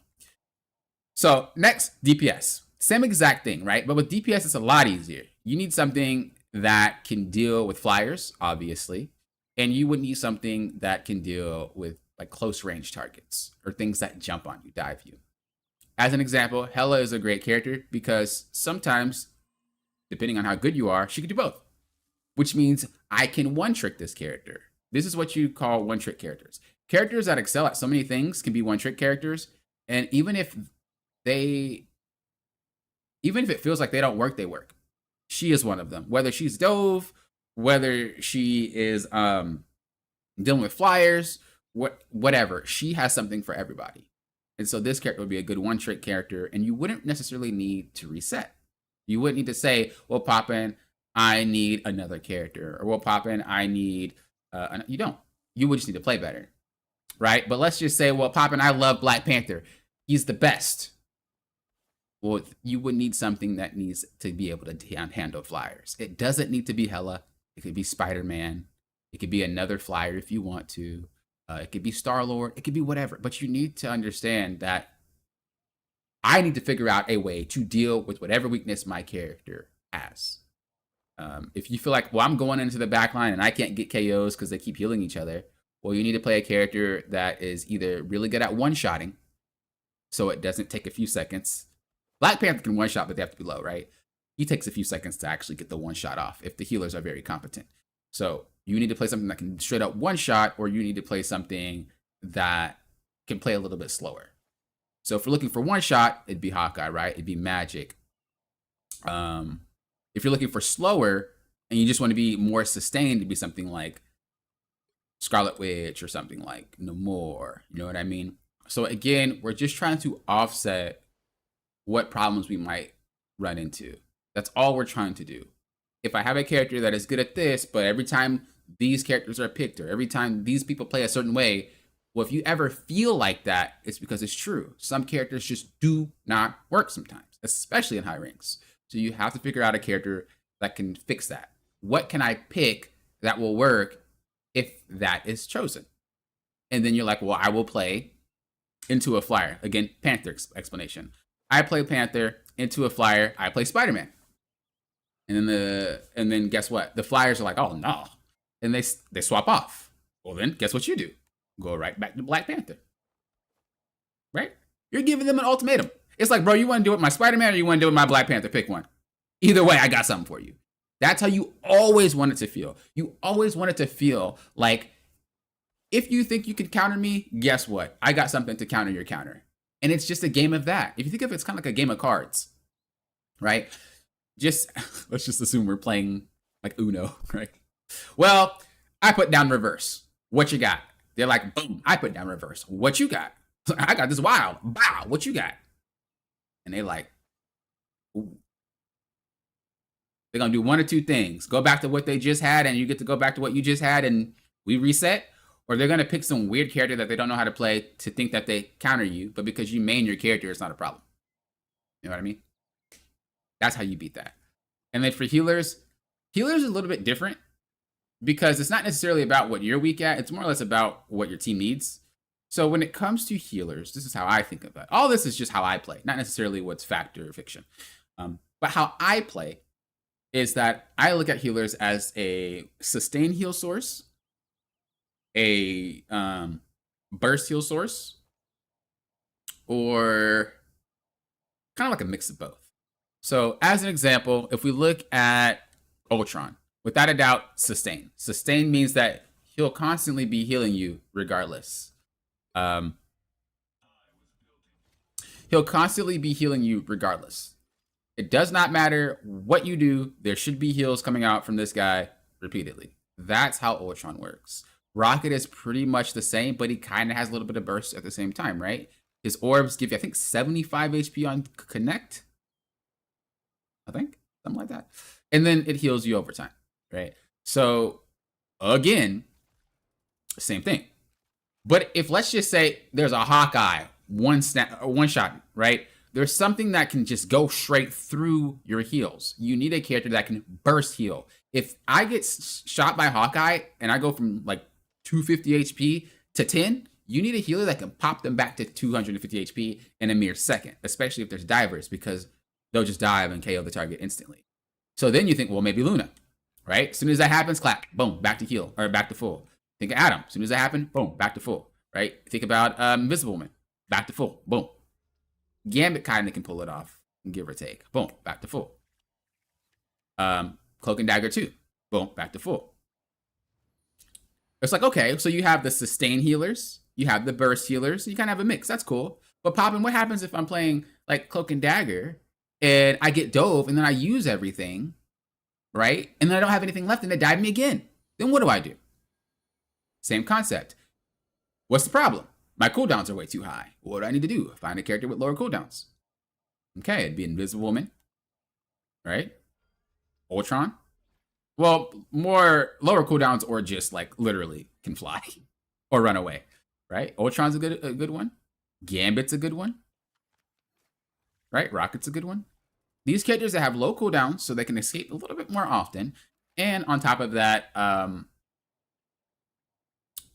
you can heal a little bit more often for people who needs it. So like Cloak and Dagger, you throw down a bubble, but you don't have bubble for like, I think it's 10 seconds, 15 seconds. What is it? It's 10. Oh, it's like 12. That's a long time, especially if the diver just runs away and they just spooked you, right? Now your team is fighting for 12 seconds without a bubble, which can possibly just lose in the match. If this rinse and repeats, you will lose the match. This is how we take advantage of Cloak and Dagger players. So you would need to find a character with lower cooldowns or a character that can at least run away, and then you can use their cooldowns on that target. Now, I do want to give you a quick quick warning, okay? You do not, I repeat, you will be stuck forever. You do not want to have specialist characters as your roster. You can have one, maybe two, but I see so many people have specialist characters and then they get stuck and they're like, I don't know what to do. And the reason is specialist characters require you to specialize on matchups, require you to specialize on mechanics, require you to specialize on so many things that it's impossible for you to do if you're swapping and flipping through characters. You need hours. So I'm going to go through real quick what characters are specialists. And if you find your roster is full of them, you're never going to climb. It is super hard to do because you need to put so many hours into them individually, which you just don't have unless you play like every day, all day, and you could do that. But I don't think many people can do that. It's very stressful and it's very annoying. So specialist characters, we're going to have Cap. Specialist character, there's no way you're going to be able to play this character unless you got hours on hours on hours. Even when you do have hours, sometimes this dude just don't work. But you're never going to be good at this character if you don't put the time in. He is a specialist character. If you're like, well, Poppin, I want this character, and then I'll have a backup, he's your specialist, you need to be having a backup with a non-specialist. Someone that just works most of the time, even if you don't really know everything. Fundamentally, they're built to work correctly. That is a non-specialist character. So Cap is a specialist character. Penny is a specialist character, especially in high ranks. Angela is a specialist character. Rogue is a specialist character. Thor is a specialist character. Those are all the specialist characters, in my opinion, in this roster. If you're like, well, Poppin, I'm in Cap, Thor, Angela, and Rogue, good luck. Good luck. You need to have at least, if you want to have one, you can, but you can't have a lot. You need to have just one or two. Once you feel like you mastered a specialist character, like as an example, I can play this guy with my eyes closed. Once you feel that way, you can move on to having another specialist character, because that means that you don't have to think about your other one anymore. You're not learning anymore, right? But I really suggest not doing that unless you can manage to reach one above all or eternity with your specialist character, because then that really does show that you can kind of just backtrack. You pretty much have the basics down. But if that's not you, stick to your specialist and then have just a regular off character. Strange, mag, thing, something that just doesn't require that much practice. When it comes to DPS, specialist characters are going to be Storm. As weird as it might seem, she actually is a specialist character. She's easy, but she's not easy. Storm mains will tell you. It's like hard to tell you if you don't play Storm because you're like, Pop, this character. No, she's a specialist character, without a doubt. As much as I hate this character and I talk mess about this character, this is a specialist character. You need hours. You're not just going to be able to play this character off the rip. You can accomplish a lot. Base level magic, I'm not going to front. But if you start hitting Grandmaster or a Celestial, you don't really know what you're doing with this character, you're probably going to get run over. I hate saying it, though. But she is a specialist character. But I think she's one of the easier specialist characters. I know Magic mains, go ahead. But I do think she's easy. Panther is definitely a specialist character. Like, you're not just about to whip this guy out. You can, but no, don't main that guy. If you don't really understand matchups, you don't understand team fight dynamics, you don't understand all that, you're not just whipping out Panther. Spider-Man, specialist character. Black Widow, specialist character. Believe it or not, Namor is actually a specialist character. Wolverine is a specialist character.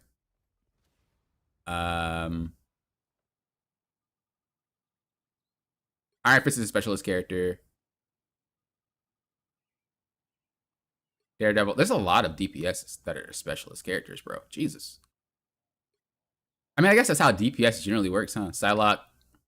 Like, generally speaking, these are all it. I think it's just better that I say that aren't specialists. Non-specialist DPS characters are ones that just work when you shoot, right? Punisher, Hela, Moon Knight, Iron Man, Bucky, Mr. Fantastic.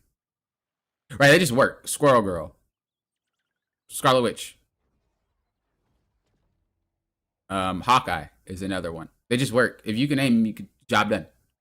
That's a non-specialist character. You don't have to really worry about matchups. You don't really have to know about anything other than just positioning well. And that is transferable to all DPS, not just those, right? But you do not want to find yourself in a spot where it's like, well, I made Magic and Black Panther and Spider-Man and Wolverine and Psylocke, and you're gonna be stuck for a long time. I promise you. It's just not gonna work. The thing that tricks a lot of people up when they play DPS is that even if you have a few hours on a specialist character like Magic, Black Panther, Spider-Man, Psylocke, Iron Fist, these characters can give you free wins because it requires the enemy to have a lot more knowledge about how to beat you than you need to have about how to beat them. You know what I mean? With Magic, it's really just button mash. I know Magic players, I'm sorry, but it's true. I mean, I think you got to be humble sometimes. You guys know you can kind of button mash your way out of a sticky situation pretty easily. Black Panther is the same thing. You button mash, get your timing right, and you can button mash. Get out if you mess up. Rinse and repeat, right? And we're talking about base level. We're just talking about, well, if I start in bronze, you can probably succeed pretty well just doing this. And if you get better at doing that, you're going to start seeing more gains. Spider-Man is not really that way. Good luck with him. Iron Fist, again, you just go in, hold the button, run away. Same thing, right? Psylocke, you just shoot from far away, get your ult off, boom, there you go. Now, not to say that you can't be good at these specialist characters, but the thing you want to think about is that some of these specialist characters trick you into thinking that you're playing better when you're not. You're just playing a character that's very hard to deal with, and you don't realize that until you get to a rank that walls you off. And it's going to feel like the wall is so high, and you can't climb it, and like your teams, it's all going horrible. But you were just tricked into thinking that you were playing well. It was just the character is really hard to deal with, and a lot of people in low ranks don't know how. You know what I mean? Even in high ranks, some of these characters are just ridiculous. But this is why I said you don't want to go down that route early, where it's like, well, I want to main all these dive characters or all these specialist characters, because you're going to hit a wall, and it's going to suck. Because you have to learn how to play the game again, when you could have just done so by picking one specialist, one non-specialist. When this one doesn't work, just swap to her. You're still learning the fundamentals of the game. You're still learning how you need to play. You're still learning the timing. You're still learning how to team fight, because the character itself is just so structured in fundamentals that it doesn't trick you. There is no, I just do well. There is like, bro, if you suck at hella, good luck, right? And that still teaches you that way. And then when it comes to healers, there's not really a lot of specialist heroes. I will say, don't get in the habit of like saying I main Jeff, and then I main Adam, and then I main like Mantis. You're not going to climb that bill. You're not. Jeff sucks. I know you guys hate when I say that, but the character is so bad. Adam Warlock.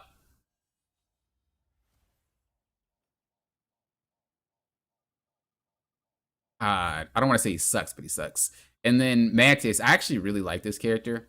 I don't think she sucks, but you're going to need to get really good at this character to make her work. And I mean really good at this character to make her work. So that's 3 characters that basically suck at base level, and you're saying I want to main them all. It just doesn't make sense, or you're not gonna be able to climb. Right? If you want to main a specialist, Jeff is your one, and then you need another character that should not work. I got a backup. Rocket, Cloak and Dagger, Invisible, whatever you need. But just make sure that you're not stuck playing specialist after specialist after specialist. If your roster is full of specialists, I'm telling you right now, you're gonna have the hardest time climbing ever. If your goal is to have fun and enjoy yourself, do whatever you want. But this is strictly for those who are like, popping, I want to climb as fast as possible. And bro, how? Fix your roster. You're going to start seeing it's way easier to improve, and it's way easier to win your matches if you stop playing those specialist characters. And if you start picking characters that actually compensate for the first character's weakness, right? Your first character sucks at something and they picked it. Your backup character is good at whatever they picked to beat your other character. So that's how you build your roster. That is how you make sure that you're not countered every single match should you feel like you are. And that's going to be how you keep players on their toes. I do it every single time, both PC and console, every single rank, and it works wonders. Granted, I play a lot more, so I can actually play a lot more characters than an average player can. But when I first started climbing, it was the same. Cap was my main. Strange was the guy that I picked if Cap just started not working. If it was DPS, Star-Lord was my main. If Star-Lord didn't work, I would switch to Johnny. If Johnny didn't work, I'd switch to Bucky. Right? If it was healers, Rocket. Actually, no, Rocket wasn't my main. Loki was my main. So I'd play Loki. If Loki didn't work, then I'd play Rocket. This is back when like all these other characters didn't exist. Like Ultron didn't exist, Gambit didn't exist, Invisible Woman didn't exist. Like these characters didn't exist. I would play those two. So yeah, Loki was really good. He had a lot of heals, but if I'm getting dove 24/7, but like Spider-Man and stuff, I'd have to play Rocket. Yeah, Bucky's nice, but sometimes he can't handle everything, so I'd play Star-Lord. Same thing. Sometimes Star-Lord can't handle everything, so I'd play Human Torch. For the this one, sometimes Cap can't do it. I play Strange. Sometimes Strange can't do it. I play Cap. Offset the weakness of whatever character you pick, and you're always flexible. You're never feeling like you're stuck in a hole and you're just waiting to lose the match. So I hope this helped you guys. As I said, I'm streaming this, so there's probably not gonna be no cuts. It's gonna be a really rough around the edges video, but I just realized that I give a lot of tips during my streams, and I never record them. And you'd have to watch the entire stream to get anything that I talk about if it's something specific. So I might actually just do that a lot more often. I'll just record it mid-stream and then just make it a video of its own. That way you guys can get these little tidbits that I talk about without actually having to watch the entire 3-hour stream or however long the hour stream. So thank you guys for watching. Till next time, you know what I always say. The guys are doing what? Popping often. Will often. Have a good rest of your day or night whenever you're watching the video. All right. Anyway, we're done there.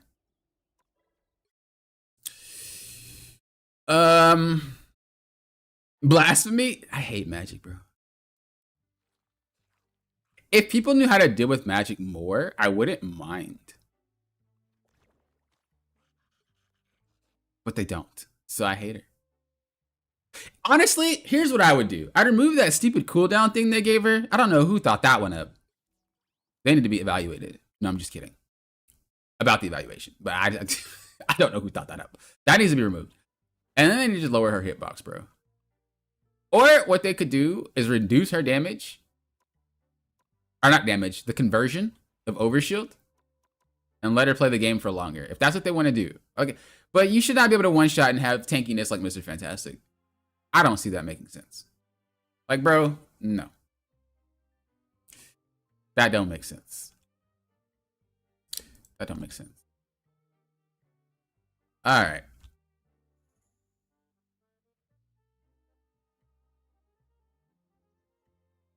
Oh yeah, you're right, Chaos. I didn't really conclude that replay in terms of what I was saying. But before we swapped into talking about that topic, the main thing for you is figuring out which characters you want to play and learning what you need to do, learning the normal of the character, and then just learning some ways that you can play that's just a little bit weird. The ways that are unconventional, but you need to do it every now and then for it to work. The way you're playing right now, it just doesn't seem like you understand the game at a higher level yet, but it's also because you're spreading yourself thin. I don't know if you're trying to learn everything all at once. You know, if you're trying to learn tank, DPS, and support, you're trying to flex and all that, but that is a very slow way to progress. Because if you guys don't know, when you climb, it kind of works like this. Let's just say you are a ball. Here's typically how climbing works. Gab Alexa, hello. Good to see you. Happy Saturday to you as well. This is typically how it works. People don't realize this. This is typically how it works. You sometimes are average at a few things. So you're average, right? When you're average, it balances out. You know, you're not going lower, you're not going higher. You're average. You're average at some things. We're never good at everything. If I were to say that I'm average at something, it would definitely be, I don't know. I'm pretty hit or miss, to be honest with y'all. By this point, I'm either really good at something or I'm horrible at something. So I don't really have an average when it comes to concepts. Bro, I'm all or nothing. But an average player has the average player has things they're average at. Okay, so you're floating. Now what happens is that you might be really good at this, and you're really good at that. Let's just say I'm playing a dive character. I'm super good at diving. I got my timing down, right? So we'll do D for dive. And then secure. You're good at diving and you're good at securing. You're amazing at that. Nice. Every time you dive, you get a secure, and that is boosting you up ranks. But there's also another half to it. You can be awful, and I mean awful at something, and it's going to drag you down. So you already have your average level. then you're good at stuff that brings you up a little bit above average. But if you factor in what you're awful at, sometimes you're so bad at it that it pulls you back down and you're back at average. So your goal is to figure out what you suck at. Even if you pull this sucking barbell, whatever, to average, that's going to pull you up. You don't need to be good at everything. You need to figure out what you suck at. So if I'm this player and I'm like, well, I'm doing great at diving, popping, bro. I'm good at securing. I don't know what's happening. The main thing I look at is timing. How is your timing? Every time you go in, bro, your team is at spawn. What are you even doing? All you need to do is get average. You don't need to be a god. Get average. Well, I dive in when my team is ready to fight. You don't need to understand the sequence of fights. Just when my team is fighting, I dive. Okay. That's average. What this will do is it'll boost your rank. There you go. That's all you had to do. Now, if you want to go even higher, you would take that fundamental step to the next level. How do you make it great? Well, if what I'm doing right now is diving when my team fights, how would I make timing better? To add T, you're thinking about cooldowns. You're thinking about HP bars, like, you know, the actual threshold it is that you can straight up secure. You're thinking about the timing that it takes for players to commit to a fight. Sometimes the fight might look like it starts, but because they're not committed, they can easily switch their focus. If you want to get good at diving, you got to make sure that you're diving at the time where they're so focused, they're not going to want to swap focus. You got to dive when the cooldowns are used. You have to dive to use their cooldowns and then leave. All that is timing. When you do that, that is when you become an above average player. And if you can continue to figure out what is keeping you, what's pulling you down and remove the weight little by little, you'll start realizing that you're climbing pretty drastically. But, you know, sometimes we don't realize what's under the above average level for a few reasons. One reason is because we're blind, right? We just really don't want to see it. The other reason is that we see it, but we feel like it's not that big of a deal, right? Another reason is just because you're afraid to work on it. It's a weakness. You know, sometimes you don't want to work on a weakness. It sucks. You're going to suck when you work on it because that's literally how you get better at it. So we ignore it. But if you want to reach eternity or win above all, that is going to be what you're thinking about every single time.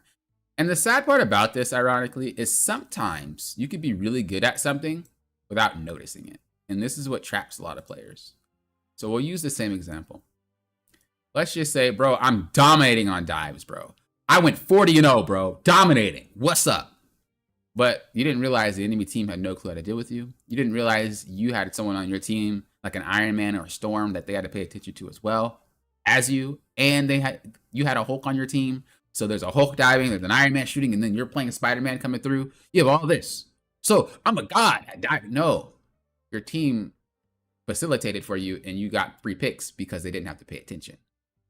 But you can kind of see how if you have games consistently like that, you think you're doing well and you're not. And when you have games where your weakness is being exploited, you don't know your timing, right? You don't know how to secure KOs. They always leave with a little bit of HP, whatever.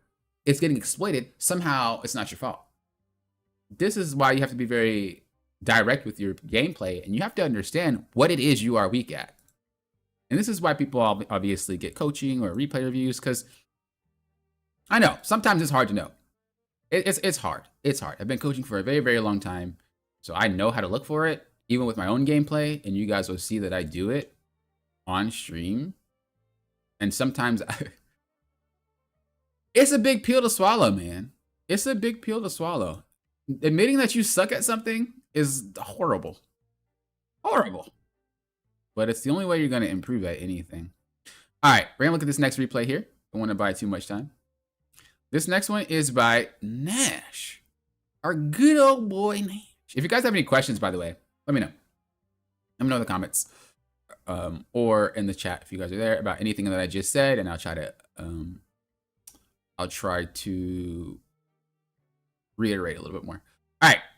So they said, this was one of the weirdest wins I've had. And our team comp had no business winning. With two teammates selected dive characters, BP and Venom, I went Rocket to try and bounce orbs to support them from a safe distance. Valid. Then we had a Mantis Widow combo, and Hawkeye solo tank Venom with a Rocket Mantis backline. I assumed my team was going to be momentum based and blitzing the other team, so I braced myself for pushing cart and healing. Would like your thoughts on what exactly happened here and what plays made it easier or harder to win. Okay. Yeah, that sounded like a fiesta. Jesus. That didn't even sound like a fun game to be a part of. That sounded like a straight up fiesta. My God. Well, at least you won. You know, give you credit when credit's due. At least you won the game. I did finish. I said there's no reason because you're not ready to climb yet. You need to figure out what characters you want to play. You also have to figure out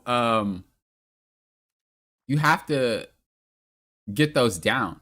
You're playing too average to really climb. You have to start playing out of that. When you start playing out of that, there's more to talk about. But given the fact, at least with your DPS, your tank, I believe, was different. But with your DPS, it doesn't have words because it's just average. You have to do things to make mistakes, but if you play average, you don't really make any. You know what I mean? You're not doing anything necessarily wrong, but you're not really doing anything necessarily right. You're just chilling. But this is why I said you have to pick a few characters and you have to really get confident. Like, be confident in the gameplay. Know what you have to do, know what the norm is, and then know some of these odd things that you can pull off with your character.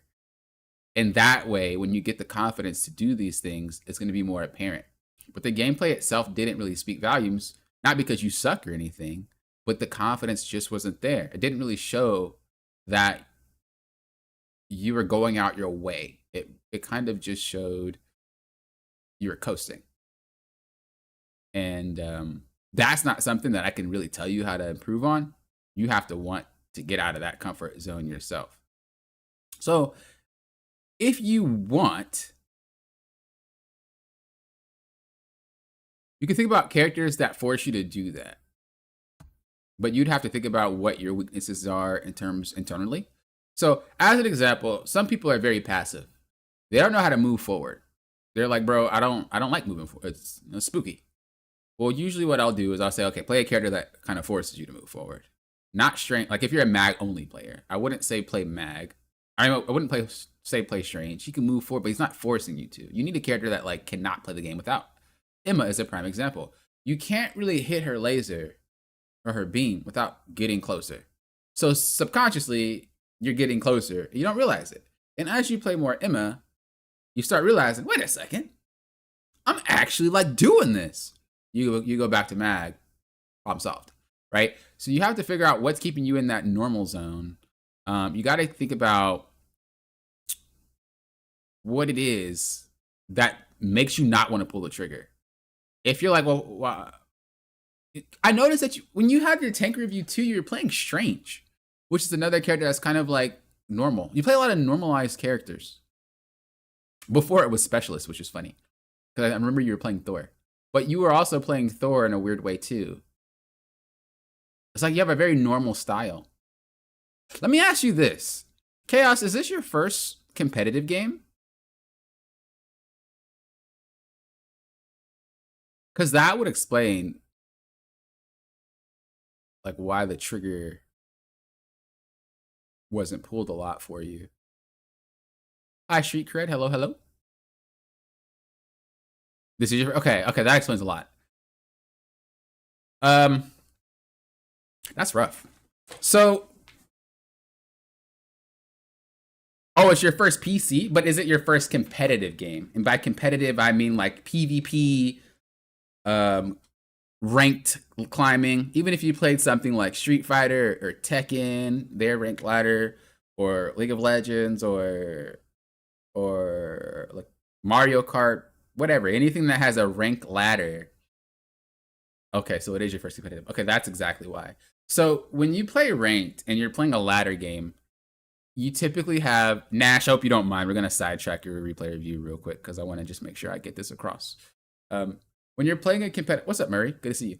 When you're playing a competitive game, this is pretty much how it works. Okay, Rivals, I love Rivals, don't get me wrong, but they kind of screwed their ladder up at the start. So you don't really get the full experience, unfortunately. You'll have to wait a few seasons for it to work out. But here is typically how the ladder works. You have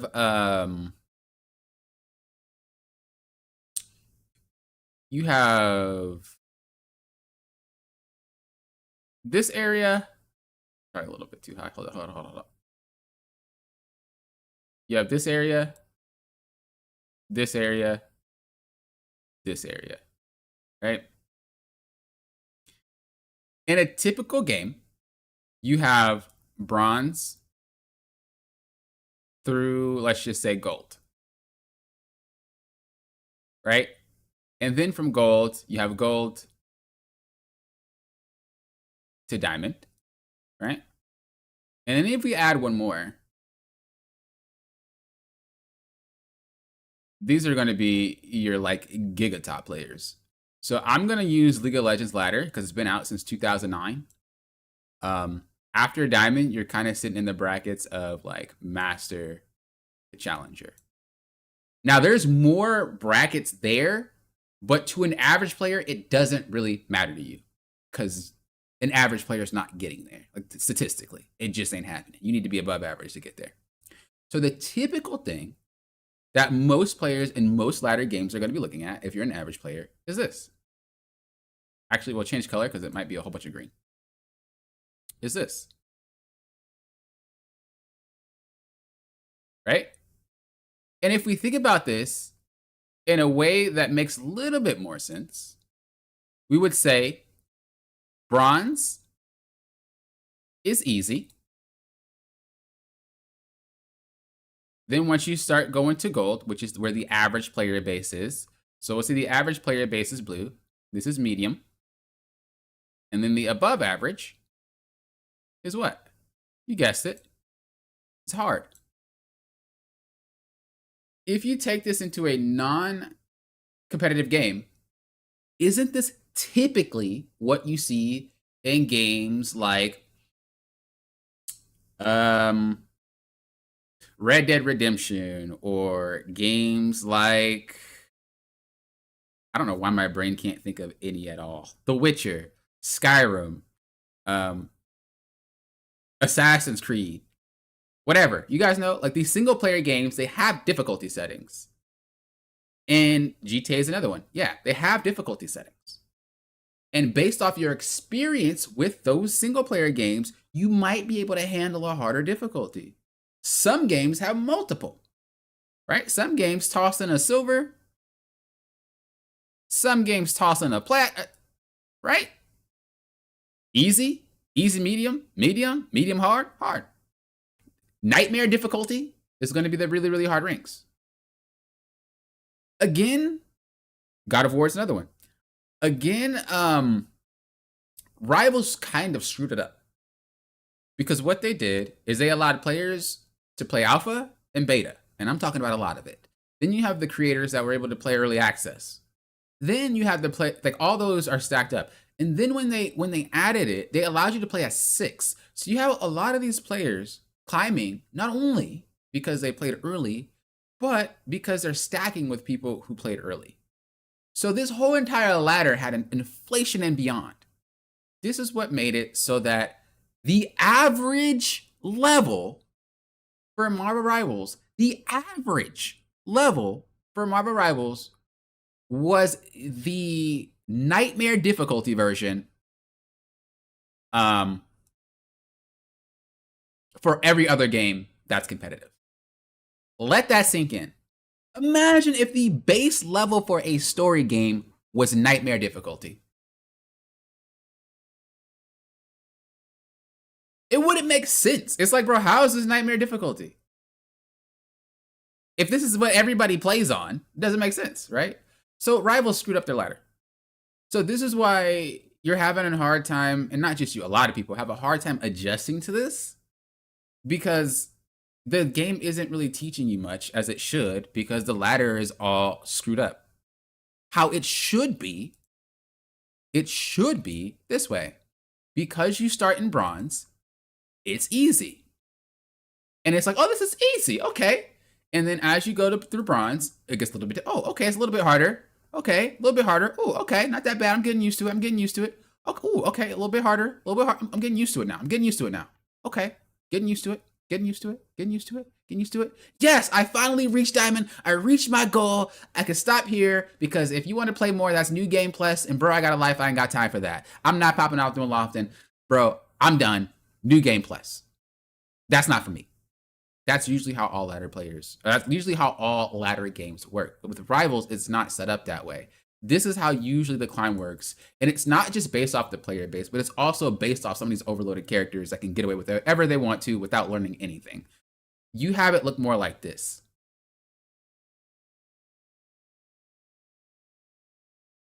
Right? This is setting you up to have the hardest climb of your life. Bro, it's saying that in order, actually, this is actually incorrect. Hold on. I forgot. We're talking about Marvel Rivals, not the other game. So it looks more like this. I'm sorry.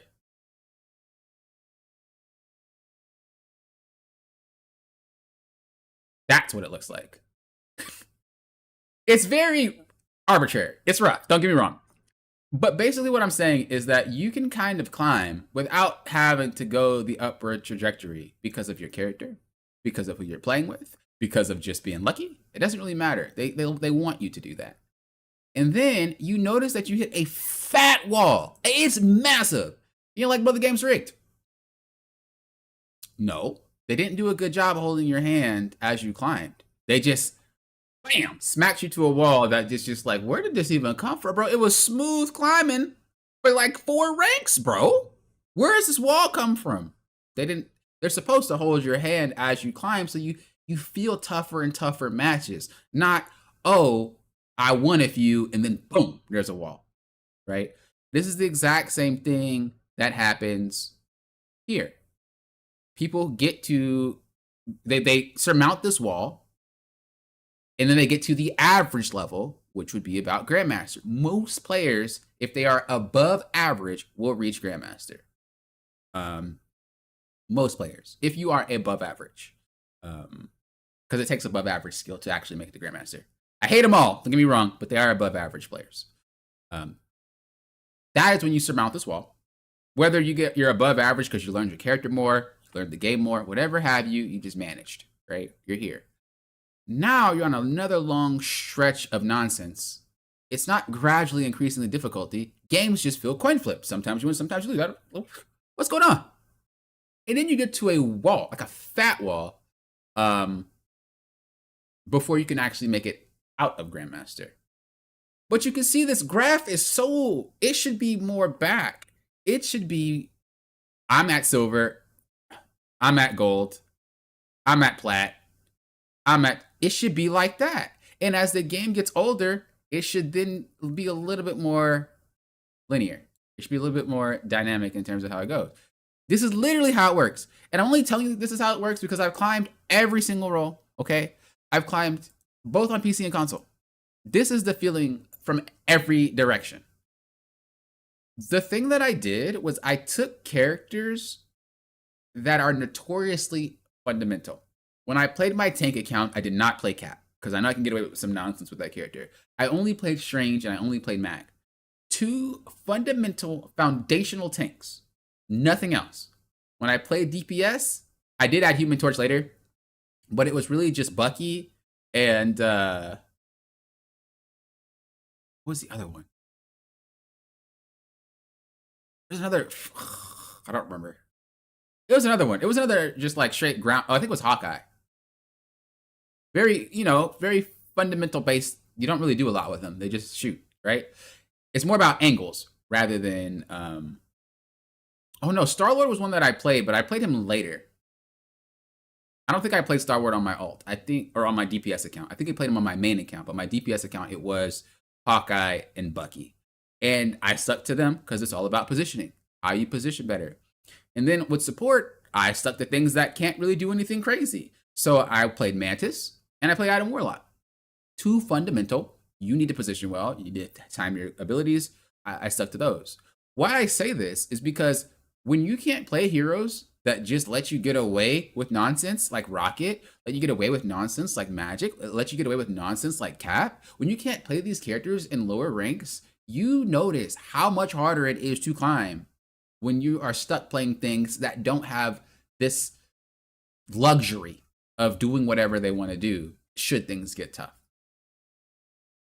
But as I said before, you won't experience the right climb because some of these characters just get away with too much. And it's not like it's a bad thing. I'm not saying, oh, Marvel sucks, it's a horrible character design and blah, blah, blah. That's not what I'm saying. I'm just saying right now, they're fixing it, obviously. We get notes about it all the time. But I'm just saying right now, the ladder and the way that it's climbed, the way that you grind it right now is just not great for someone who might be new to competitive games, just like you, Chaos. So you are having a harder time, not because you suck, not because you're stuck. It's because the game is harder for you. It just didn't start off that great in terms of their competitive. They didn't even really want to do competitive at the start. So what I suggest, honestly, play one character. Play one character and get freaking amazing at it. I don't care which one. Play whatever. Get amazing at it. Because when you get amazing at a character, you start getting confidence. When you get confidence, you start doing some stuff you know you shouldn't be doing. You're just like, well, what if I? And when you get to that level, you'll start noticing a whole new world open up to you. Because that's how competitive games work. To be above average, you have to be confident to try some above average stuff. And as you start figuring out what works and what doesn't work, then you start seeing different avenues about what you can do to improve. And it's a whole process, but it's not going to start until you just straight up knuckle down and play something. So I'm gonna give you that homework assignment. Play one character the rest of this week. Okay? You can play more, don't get me wrong, but just like majority one character if you can. Whatever role you want, I don't care. But have fun, of course. If you're not having fun, don't play the character anymore. Play whatever you want and just come back to the homework assignment. But do that. And then next week, I want you to give me your best replay. The one you feel like, Pop and I did amazing. I'm confident. You know, I was stomping these kids. Give me one of those games next week and we can talk. Okay? But before that, there's not really much I can say. And I'm not really if you guys have ever had a coaching session with me, y'all know I'm not gonna sugarcoat anything. Yeah, Murray, I'm gonna do yours right after this. I'm not gonna sugarcoat anything when I talk to you guys. Like if you guys have sessions with me, y'all know I'm real. Bro, if I feel like I can't help you, I will say it, right? There's no reason to lie to you. Right now, you just don't have that experience. So I want you to do that. Buckle down, pick one character, play as much as you can of that character. Come up to me next week with that replay. I'm gonna review it and we can talk about it. You're gonna realize your gameplay got so much better, not because you did anything inherently different, but it's because you gained that confidence. You were able to do some crazy stuff because you just stuck to that character. It's really weird, but that's what you gotta do. Because this is your first competitive game. Bro, you just put this down and he got KO'd? We already starting off bad. This is what we do. Bro, it ain't even been 15 seconds. This is about to be one of them replays, bro. Okay. You just eloquently explain my whole frustration with the rank system. Yeah, it's how I feel too. I just get through it because I want to help you guys, but that's why I took a break in season 4. There's a lot more wrong gameplay wise, but I know it's the direction that they want to go, and it's just me being nitpicky. But yeah, there's a lot of frustration with the game, and I know they're trying, man. It's hard. If your game wasn't really designed to be competitive, and all of a sudden you're trying to make it competitive, I mean, what do you like? It's hard.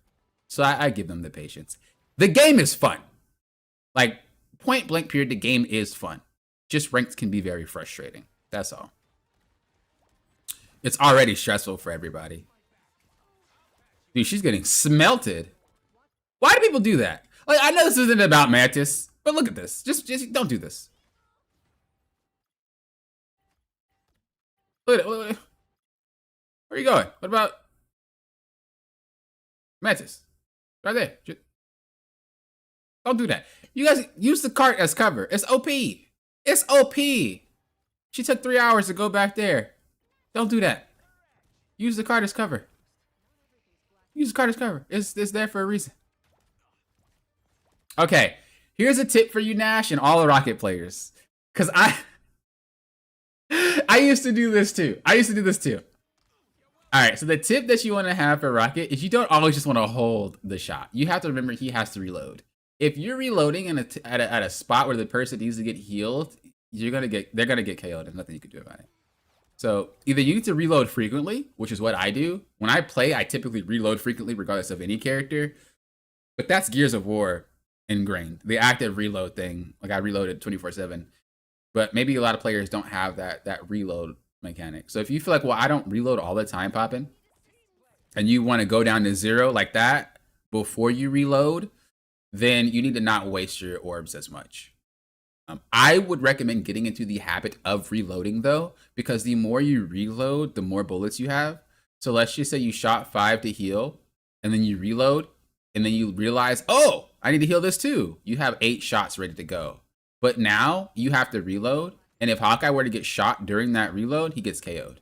It wouldn't be your fault, but these are just the simple things that can make it so that it's easier for you to help your team. That's all. I do it with every single character. It doesn't matter, but when you're playing strategist, one that actually has ammo for their healing, just make sure you reload a little bit more often. Like even right here, you see how they're full HP? We don't need to spam orbs. Use this as a time to reload real quick. Because look, if you run out and someone gets melted, you're stopped. And you might be thinking like, Poppin', this is nothing. This is like 2 seconds, bro. It's a lot. That 2 seconds can make or break a target being KO'd. So just keep that in mind. There's like a little, I don't remember the trick, but unless they patched it out, but there's like a little trick where you can, never mind. I'm not even going to say it because I don't even know how to put it into words. You see right there, what you're doing right now is not healing. It's just holding the trigger. But look. Now you're reloading when you could have been already reloaded and then healed that guy. But also look at what you're aiming at. 1, 2, 3. It took your 3rd shot to actually heal this guy, which means you just took off 2 orbs, which is 75 HP burst, and I think it's 150 or 125 over time. I don't remember his numbers like that, but it's around that ballpark. If you add those up, that's a lot of healing you just miss for no reason. You know what I mean? When you could just not press it until you have it in your sight. Again, sounds very nitpicky, but it makes or breaks. That's 3 orbs that you missed. 4, 5, right? And you're still missing because you're not bouncing it off of anything but her shield. I know. I had this problem with Rocket too. It's not you. I think almost every Rocket player had this issue if they stomped it out of their system. But it does feel like it's better to just always have orbs bouncing. So you just always have orbs bouncing. Like that's just, it just feels like that's better. But realistically speaking, that's only better if you are in a closed spot. Otherwise, you really are going to have to try to aim a little bit more and try to get some of these bouncing trajectories off. Here, I'd reload. Because if you turn around and someone's low, then you have to reload anyway, right? So you'd reload while you're turning. Let's see. You see what I mean? So you didn't really, it's not your fault he got KO'd. But imagine that we were shooting the orbs, right? We were walking with our team while turning around. We reloaded, and as we reloaded, we were able to heal him up a little bit. This is a very weird example because, again, it's not your fault at all. But I'm just talking about that's typically what you see, especially in higher ranks. Sometimes if you just take your eyes off of a target or you have to reload, it's the make or break. And that's the point of these characters. They have to give them reloads, otherwise they'll just permanently heal for free. It's kind of like a cooldown. No, right there, right? He gets KO'd again because you simply just weren't healing. Again, not your fault. But look, you have to reload. You have to throw it down. And sometimes if you do it too quick, he actually just ends up out of ammo and he has to reload anyway because you canceled it. But if we were timing our orbs walking out of this base and not just holding it as we were moving, it is possible you could have saved that guy. Again, not your fault. I want you to remember this. I'm not saying it's your fault. I'm just saying it makes the game a lot easier because your teammates just, they just, you know, that's your thought. I'm trying to tell you, if you guys really struggle with climbing, that's what you have to think about. Bro, you guys are buns.com. Like, y'all hot buns. Like, y'all just came out of the oven buns, bro. How can I make this game easier for you? And then make it easier for them.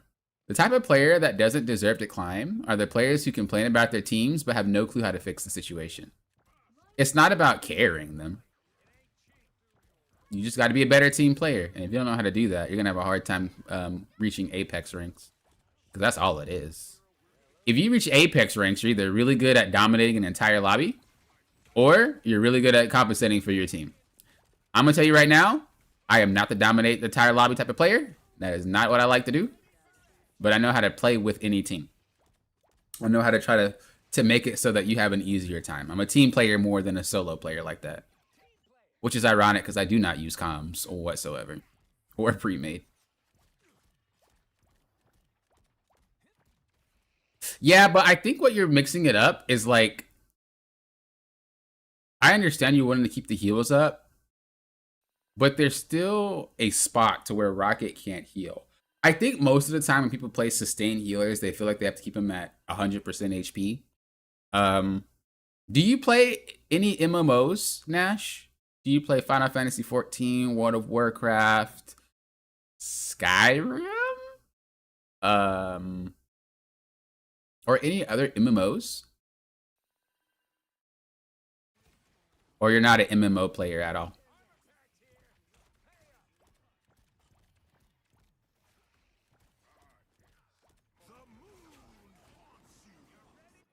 There is a Skyrim MMO. Oh, I'm sorry. Elder Scrolls. I'm sorry. Lauren.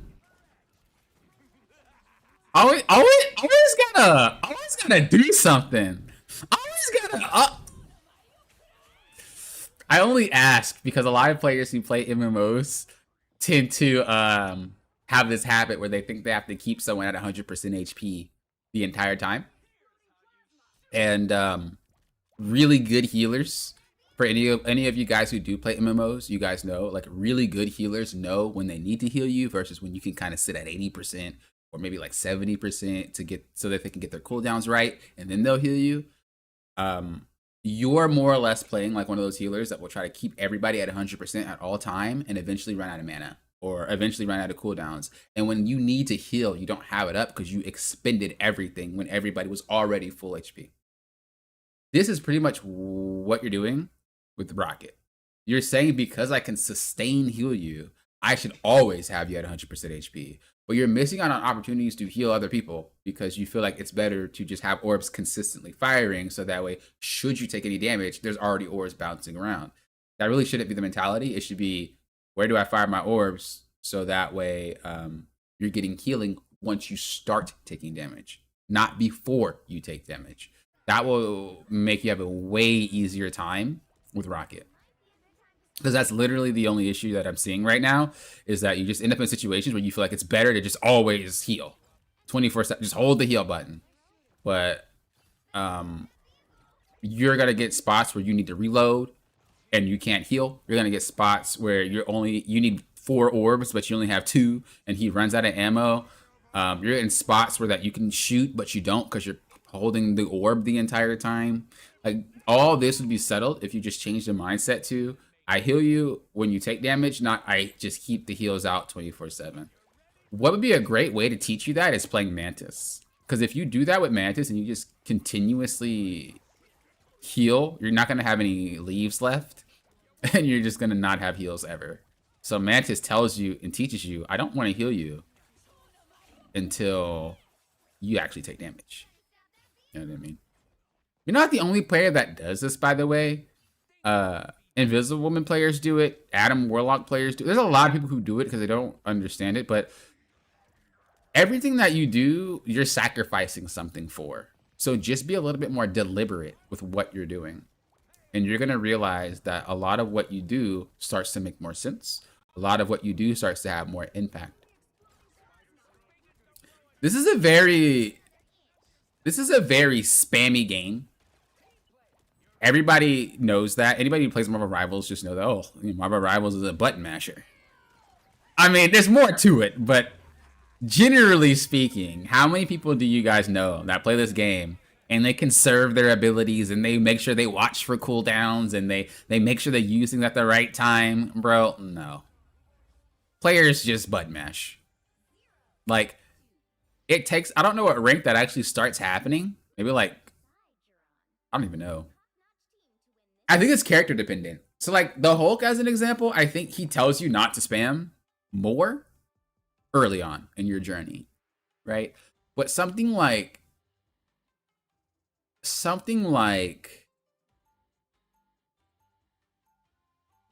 Spider-Man, early on in your journey, you kind of don't really know that you need to time cooldowns. You just spam. And I only know this because I spam, so it's personal experience here. Just be a little bit more deliberate. You already have that understanding when you throw down your totem, because you were just like, well, I threw the totem down because he was going to get low, and then thought it was going to get killed. Yeah, exactly. But do that with everything, not just your abilities, but your auto attacks, your bullets, your orbs.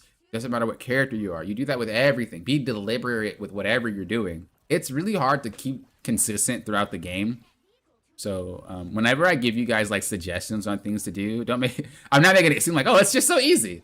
It's so easy. Just be deliberate. Okay, I understand, man. It's hard to be deliberate. It's hard to pay attention. It's hard to do all this as the game is unfolding and going on. But I give you these suggestions because even if you do it every now and then, it really goes a long way. So just be a little bit more deliberate. You see how here, it looks like you're getting more value out of just sitting there and holding the spam button? Well, it's because they're attacking your tanks, and your tanks are consistently taking damage, so therefore it seems like the goal is to continuously heal them, but you're not wrong. But you can see how it works here, and maybe not so well the other way. Sometimes maps make it work differently, sometimes the roster, maybe your team comp makes it different. You just have to be ready for all these extra curveballs that they throw on you. So I would just be more deliberate. And this is not just for Rocket or support. This is for every character you play ever. But just be a little bit more deliberate. It would help a lot. Just like that. You see? You know when to use a totem. Just do it with all of it. Your bullets. Everything. Reload more because you need to be deliberate about having full orbs and all that extra good stuff. I don't know how this guy is going to solo tank, but good luck. Oh, they have magic? Oh, I feel it. In general, to keep everyone healthy is my mindset. When I swap to Rocket, it definitely increases, and being paired with Mantis kicks into overdrive. This is probably the healer I have the most fun with and am confident on. C&D was my first healer, and Gambit is the next one to learn. Oh, Gambit would definitely tell you not to waste abilities. Poppin' don't game? Millie. I be gaming.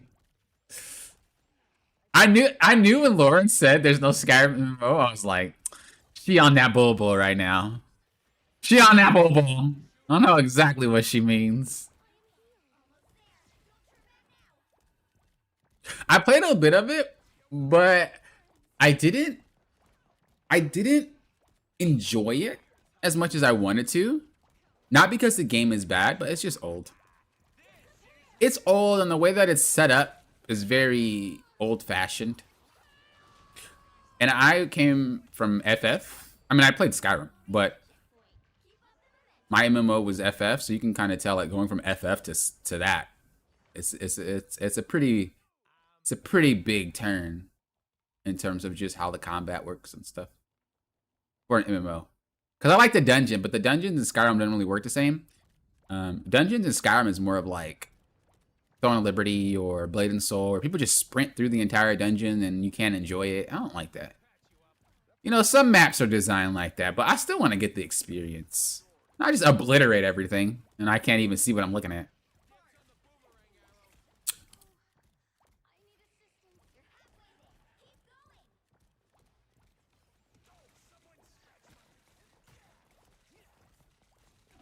What I would like to see from you more, Nash, is just try to like find little spots that you find.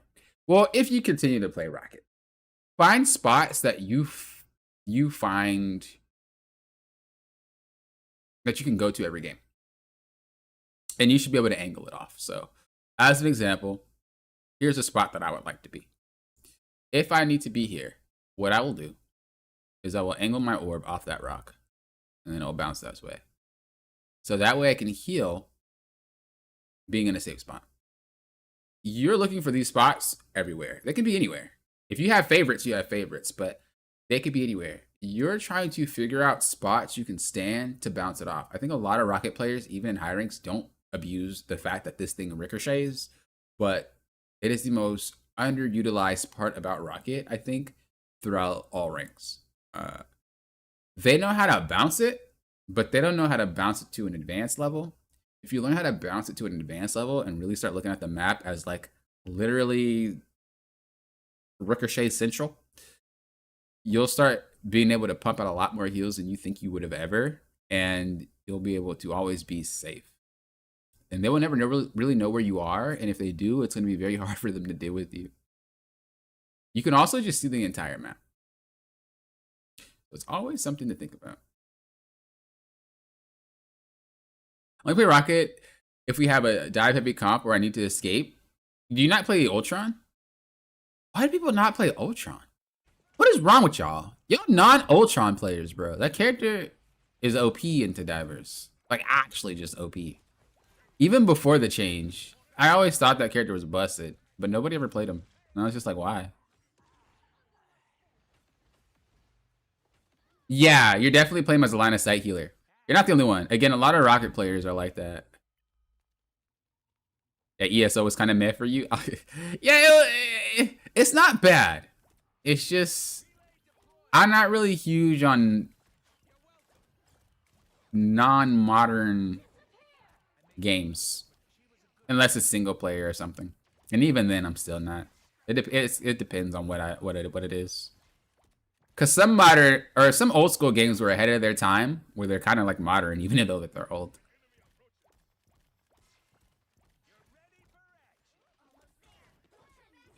So yeah, as I said before, you got to use the ricochet function a little bit more. You are putting yourself in harm's way a lot more than you need to.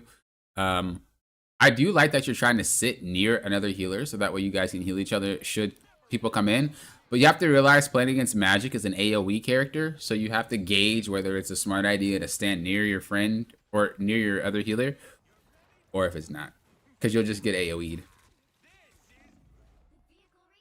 Because that fight was lost, I would have just saved the ult. Yeah, Rocket is weird because it's not bad, but you really are at the mercy of your team more often than not. Because that's just how he's designed. He's just like a support. He doesn't really have a lot of facilitation in his kit. It's really just about like, he helps you win harder. Really good example. He's a win harder type of character. He doesn't really do anything if your team is losing, and he doesn't offer much. It's just if your team is already doing well, he's a great character to make sure your team continues to do well. But other than that, you don't really have a lot for him. This is why 3 healers is really overloaded with the Rocket. Because, again, if your team can win with 2 healers, 1 tank and 1 DPS, or, I'm sorry, 1 tank, 2 DPS, 3 healers, or 2 tanks, 1 DPS, 3 healers, he's just helping them win harder. But sometimes it doesn't work, and Rocket doesn't provide any value, and you'll lose anyway, because, again, he's just a win harder character.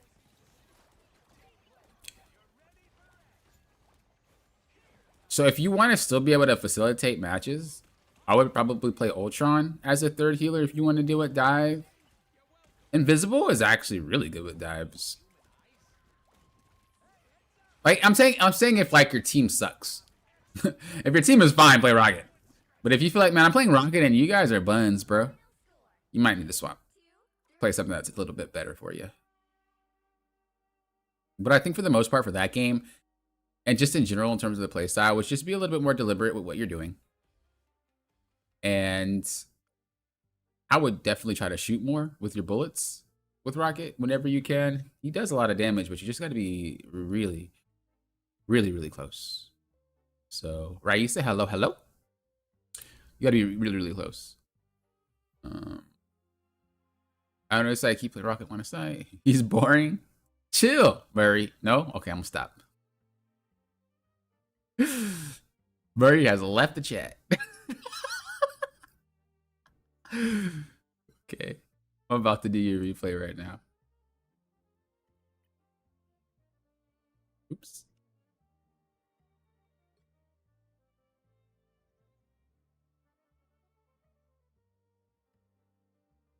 Okay. Ultron's boring? Relax. Oh, you want to do the new one, not this one? Okay. Yeah, I saw the new one, but I wasn't sure which one you would rather do. I'll do the new one. Oh, you don't want to do tank? You want to do strat? Okay. I just wanted to do a replay because I told you that I'd do your replay. You had to put Luna away? Wait, why? Luna's good. She's better than she's been in a long time, no? Why you gotta put her away? I guess if you see a lot of Gambit and dive, she could probably be a little bit underwhelming. No, I just feel like she still is really good after this patch. Yeah, I'm curious. What are your thoughts? What's up? I'm gonna do my tier list a little bit later this week. I want to get some like real games in though for them. You think she's low-key mid? I can see that. Gambit and Invis for me? Yeah, Invisible's really strong and Gambit's just really fun. Okay. Here we go. So this one is... This game I played Sue, who I think is the most broken healer in the game next to Gambit.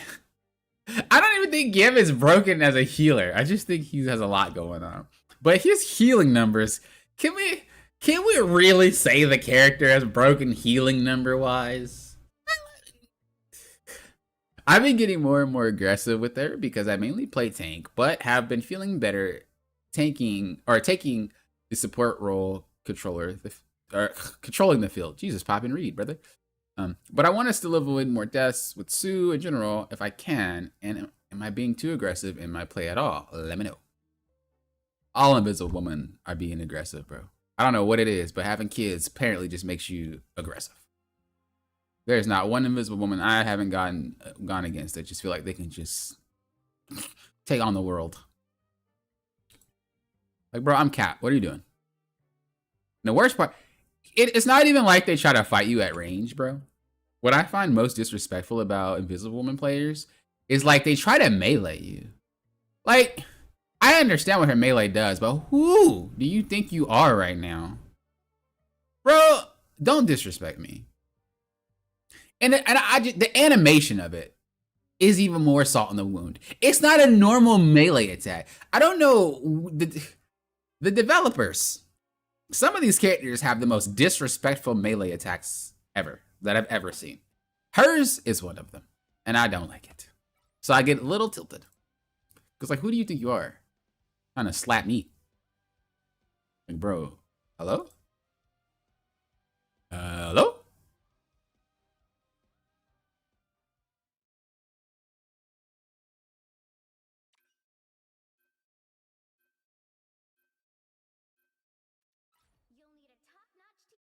Hello? Yeah, I noticed they were trying to increase the ult charge for a lot of these healers to keep them more in line. I noticed that this patch. I haven't had an experience this patch where it felt like he had his ult more than my other supports. So I can't really speak too much on that. But I know the previous patch, it was that.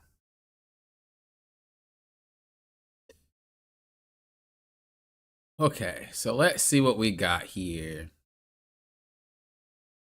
You need to play with me more, Poppin. I don't play aggressive healers. I hate going against the aggressive healers. When I think they can fight me, it triggers me. I don't have fun playing Luna or Ultron. I like Invis and C&D because they have more pivot potential and multi-target options. Rocket is fun for the scurry and the outrunning potential. That's true. Him is the most disrespectful, but it's hard not to like it. Gambit, when played right, can be the first to ult in the lobby. Yeah, I do think he'll be the first to ult the lobby, but I just mean in the sense of like having double ults, because he used to be able to ult twice before most supports was able to ult once. But I think with the nerf, they're able to make it so that it doesn't happen as frequently. So I was saying when I played, I never really experienced him having ults more than my other supports, but he does still get it first. Granted, I don't see them use it that often, and if they do, they kind of just throw the next fight for free. So it is a risk. It is a risk.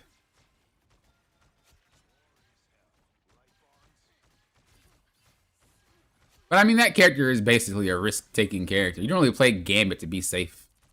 Let's be real. An opportunist to the fullest.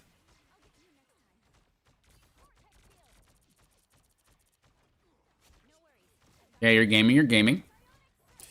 Gotta just try not to be so close here. Here. Like, I get you're trying to help, but you have to realize that. Okay, here. Let me draw it this way. So this is pretty much what you're going to see. What you kind of want to see in your head. So I'm going to try to.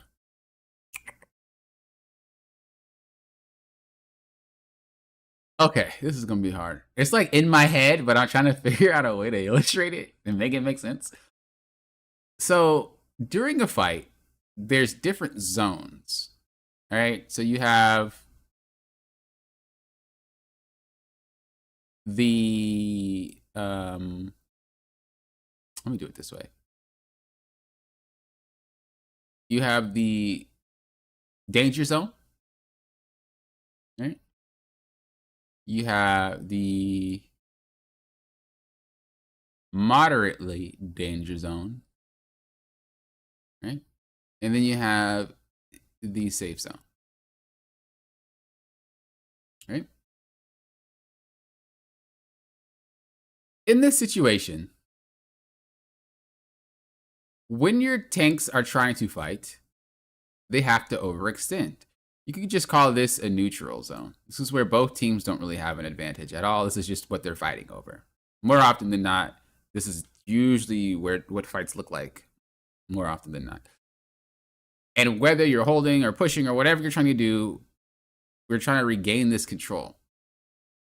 As you do this, if the red team ends up pushing into the neutral zone, Bobbin, what? Neutral zone, what do you think happens? I haven't asked you guys any questions all stream. I'm asking you guys one now. You can think about it or you can type it. What do you think happens if the red team has enough force to push through and enter the neutral zone? What happens?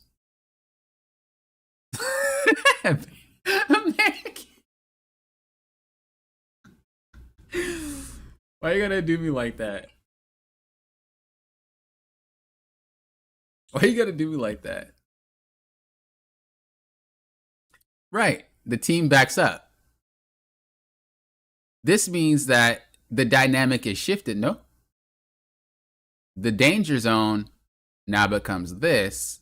The neutral zone now becomes this. And the safe zone now becomes this.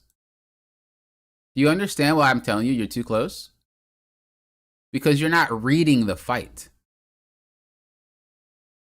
If you read the fight, you would know they are going to back up very soon, which puts you in the danger zone. And you don't even realize you're in that zone right now. This is what a lot of supports do. Even high ranks. Even when I coach Celestials, Eternities, whatever. They do it because they don't realize it. Now, it doesn't happen that much in Eternity, I'm not going to lie to y'all, and it really starts to go away around Celestial, but it does happen quite frequently. So you're in the danger zone without knowing it. If we play this out, I'm going to erase a lot of these arrows, though. If we... Boop, boop, boop, boop. All right, if we play this out, let's see what happens. We're not going to move the boxes. Now you're in the moderately safe zone, right?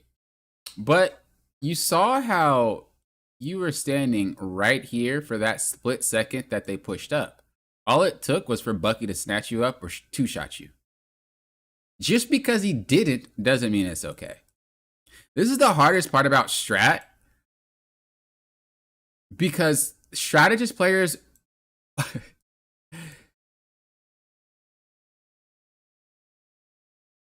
strategist players get away with a lot of stuff because people don't really think about taking advantage of them. The only characters that generally take advantage of strat players being in really poor positions are divers. You have to get to a certain rank where people will just take advantage of you being out of position, period. And I know you're learning strat, you're still getting, you're still getting your bearings and you're still doing your stuff. But this is just something that I want to warn you about, because eventually you will get just picked off repeatedly doing the same thing, and you're not really knowing why. It's like, well, in the first 5 games that I played, no one even cared where I stood. But all of a sudden, I'm getting sniped by a Hawkeye. I'm not saying you, just in general. All of a sudden, I'm getting sniped by a Hawkeye. Well, their Hawkeye is better. Our DPS sucks. Our tanks just aren't doing anything. And no. Just on game 6, the Hawkeye knew how to take advantage of someone who was always in the wrong area at the wrong time. This is why strategist players tend to struggle a lot more as they climb, because you're not necessarily having to improve until you have to. Tanks have to improve every single game. Like, you're not climbing as tank just moseying on through. Every game is a challenge for you. DPS, it depends on what character you're playing. If you're playing Magic, Iron Fist, Black Panther, Spider-Man, Hawkeye, Hela, like these characters that can do a lot of what they want to do, and it's very hard to take advantage of them, they climb a little bit easier. And then when it comes to strats, you kind of just climb until you can't anymore. And sometimes you don't know why you can't anymore, and then you don't realize it. I just don't want you to fall into that loop, because stuff like this is why. And all it takes is that quick little second. You did it again. You see? All it takes is that quick little second for you to misstep, and you're going to get taken advantage of. So you just have to be very careful about it. Majority of your gameplay is in the safe zone. And I know you're trying to heal and do damage at the same time. But as the fight evolves, as it changes pace, you have to realize, well, what's more important at this given moment? Is it doing damage or is it healing? And then once they're about full HP, you can start doing damage again. Like, once you read the fight. So now it's pushing. Of course, you guys are already in the safe zone, so you're fine. But your Emma read the message a little bit too slowly.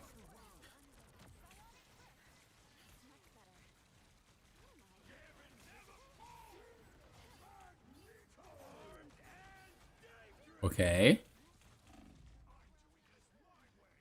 What happened? Oh yeah, I wouldn't have ulted that. I wouldn't have ulted that. Don't do that. That guy's cooked. There ain't really nothing you can do here. The thing is, because our ult isn't instant, the characters that don't have instant ults, you really have to think twice before you pop it. Because by the time you get it to set up and get it to come out, it's too late.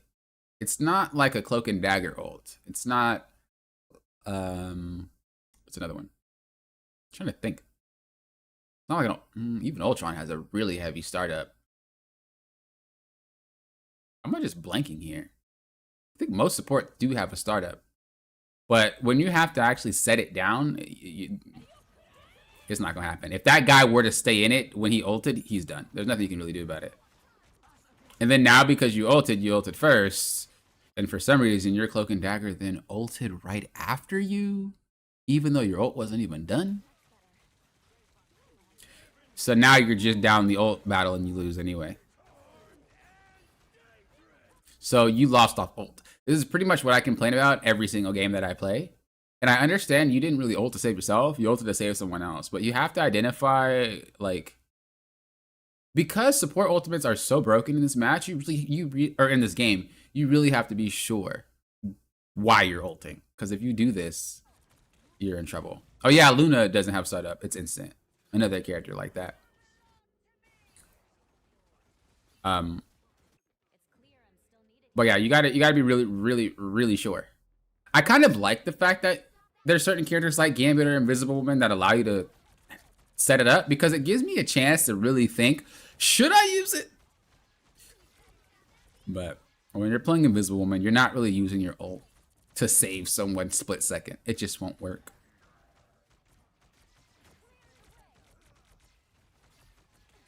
I don't mind this, but just try to be doing it kind of like from here instead. That way you're doing okay.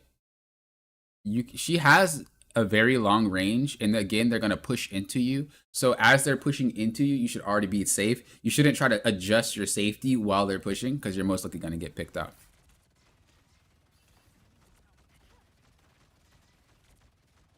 This is better. I would have still liked for you to be over there though, because you could see a lot more happening over there. You did the same thing where you ulted instantly. At least your Cloak and Dagger ulted better though. So that ult actually worked out because you had enough time. Why does it look like that? Is that what her ult looks like in the game when it's coded? No way, it's just glitched, right? Surely it's just glitched. Holy, how far do I have to go? Okay, here you go. So you had time to set this one up. No, you didn't. You just did it quicker. So here you could have still been KO'd. Again, this is why Cloak and Dagger just instantly popping it isn't really the best play, because you will get KO'd middle. Like mid setting it up. It's a coin flip. At least that's my experience. I don't know if there's any true invisible one-trick players out there. I feel like if you're pulling off ults reactively, it's really coin flip whether you'll survive or not. Right? Like you really are gambling with the ult if you just boom put it up like instantly rather than being able to put it up in a safe spot.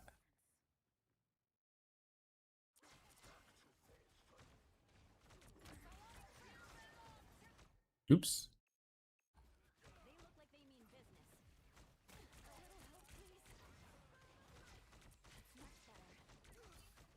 I think for the most part, you're not actually being as aggressive as you think you were. You look like you're being the right amount of aggressive. Don't like that ultimate though. Because this is just really just, if there's any weakness in your play right now, it's just the ults. I think I'm a little bit more stingy with my ults than I should be. So a lot of the times when I'm holding my ult, honestly, I could be a little bit more forgiving with it, because I'm a stickler for my own ults, and I know that sometimes I shouldn't hold it so much. But this is a specific scenario where you have to read the situation, because what was happening on your screen wasn't enough to warrant an ult. When you see the enemy support ult, it doesn't mean you fire yours too, especially because Cloak and Dagger's ultimate lasts longer than yours. If we look at this situation slowly, who's in danger right now with this Cloak and Dagger ultimate?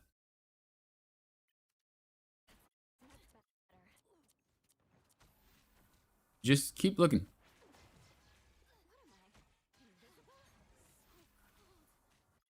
Could you not have backed up and kept healing him from here? There's not even anybody in this ult. That was a wasted ult. When you start thinking like this and start playing this way, this is how you stomp games as strategists. Because ults are so strong, if you just know when to hold it and when to use it, you will probably win majority of your games. It's that strong. Because you didn't have to ult anything here. You were good. You probably could have just pushed her away and maybe KO'd her with your team. Because she's trolling right now. Well, not her, but the other Cloak and Dagger.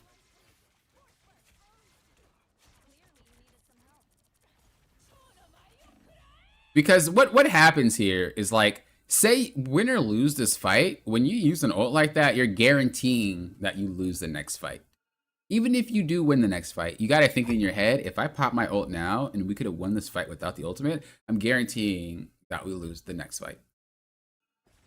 Think like that, because that's generally what happens. Like, what if Gambit ults right after this fight? Right? Or what if Bucky ults right after this fight? What if Strange ults right after this fight? Either your Cloak and Dagger needs to have their ult and be ready to ult, or you guys lose. Because those are some heavy hitting ultimates. So Gambit does ult. Luckily, Cloak and Dagger has it. Oh. Oh ho ho. Oh ho ho ho. Oh oh oh. Oh oh oh oh. Would you look at that? Did I say you lose next fight or what? This is what I'm talking about. This is why strategist players have a very, very, very hard time winning matches. Because they do not think about the ramifications of how strong their ultimate is. And it's not really their fault. It's the game's fault. It's designed to have strategist ults really be that freaking team fight winner. And if you do waste your ult at a time where you don't need to, you're losing. You're losing the match. Because you're relying on someone to ult when she clearly just got caught. You knew Strange was going to ult eventually. You knew Bucky was going to ult eventually. And that's what happens. So here, I'm going to talk about it again real quick. Here's the type of ults generally supports have. So you have the match ult. This is where you match the ultimate of the support. Then you have the pressure ult. It's more like the offensive ult. You're pretty much using this ult to force something, right? And then you have the defense ult. So this is the ult that typically you're using for Doctor Strange, Bucky, like you Star-Lord, wipe ultimates. When you play strat, you have to figure out what's the game plan. Looking at the team, do they have a wipe ultimate? Yeah, they have two. They have her, and they have him. If these land, you lose fights. Not really much you can do about it. It doesn't mean ult just because they ult, but it does mean you have to be hyper vigilant about these two characters because they will wipe your team should you not ult. The wipe ults need to be corrected first before the match ults. So this is, if it were in priority, it'd be more of like,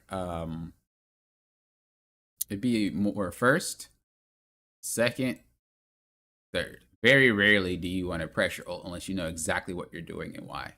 Usually you're looking to defense is more priority than the match ult. If you need to just throw it because they threw it, or the pressure ult is really just, that's a more advanced thing, and you really have to be confident in your game style. So those are the ults that you're typically looking for when you play.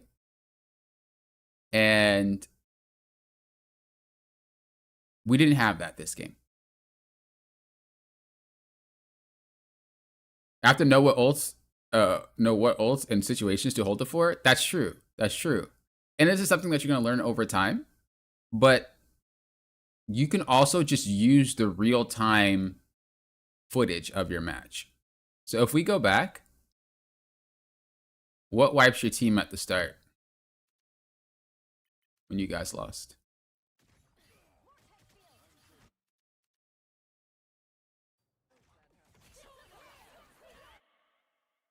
What wiped him?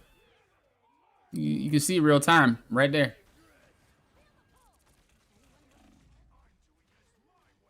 Okay, so you notice that it was Gambit never folds. Clearly they had ult first, or they had the last ult, so we lost. Cool. Next fight, don't ult first, right? That'll be your next suggestion. How do we lose this fight here? I don't think we lost this fight here, did we?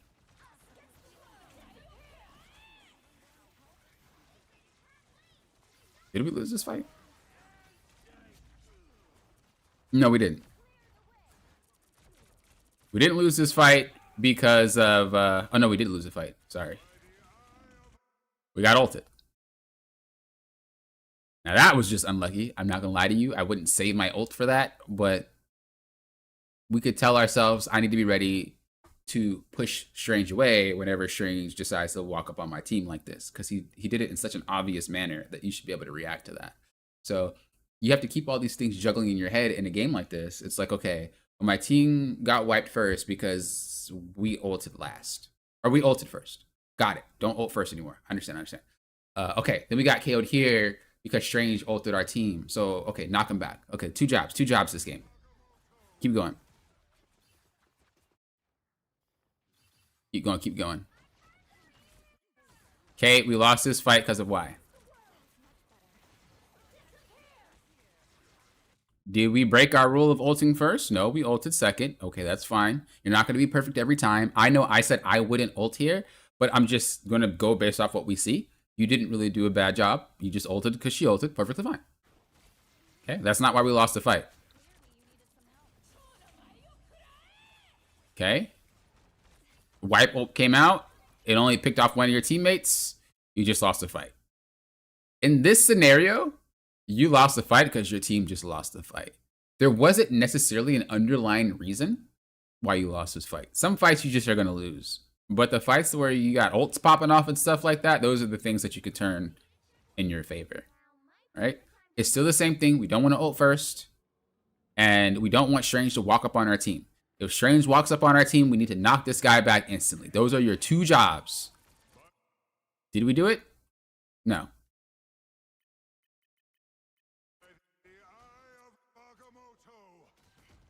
So you could say, well, Poppin, didn't you say your ult was why we lost this fight? Theoretically, yes. You wasted your ult earlier, therefore this ult wasn't ready for here. However, your job, we already found out that that should have been one of our jobs 2 fights earlier, yet we didn't even do it. As you start losing matches, you have to identify why we lost certain fights. Some fights, your team sucked, whatever. I got picked, happens, okay, whatever. But major things like this that can easily be avoided should be on your to-do list. Knock this guy back whenever he does this every single time. Either he's going to adapt to you and just not do it, or he's going to continue to do it and he's just going to be punished by you every single time. Remember, it's about making the game easier for your team. Should you knock that guy back, Cloak and Dagger's ult doesn't get stalled. Cloak and Dagger can ult. Cloak and Dagger has an ult for Gambit. You guys actually end up winning this fight. I mean, again, the fight was kind of over, so it's not really your fault. It is what it is, right?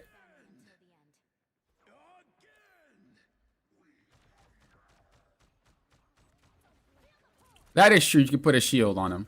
That is true. I feel like it's just more consistent to knock back, yeah?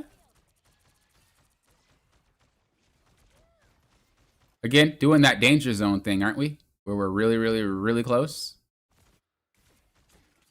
Oh, shocker. You get away, but that's because that Bucky is not godlike. As you climb, those of you who's gotten to high ranks know, there's some godlike Buckies. You wouldn't survive. That dude would have snatched you up and knocked you behind this wall, and you would have been KO'd instantly. You can see exactly what I mean, right? Sometimes strategists get away with things that they shouldn't. And so it might seem like I'm nitpicking. Well, Papa, you're talking about the zone of neutral and the thing, but I didn't get caught and, you know, it was fine. You're not saying this. I'm just like saying in general, you know, well, I didn't get caught, so I don't have to worry about it, right? Well, wrong. Because you don't know when you're going to get caught. You might as well just fix the situation in general and just never do it. Then put yourself in a situation where you're saying, are you good enough to take me out if I do make that mistake? You know what I mean? That's the type of thing that we want to avoid. This is why I bring them up a lot when you guys don't really see it unfold, but I talk about it, is because I know it's going to eventually, and we just don't want you to get caught in that scenario. I don't know what that Cloak and Dagger ult was about. So you know that they can have 2 ults ready. This means you need to be very... Oh, okay. Rounds lost. Rounds lost. This ult was bad because even if she KO'd anybody, it doesn't do anything. What just happened to their team?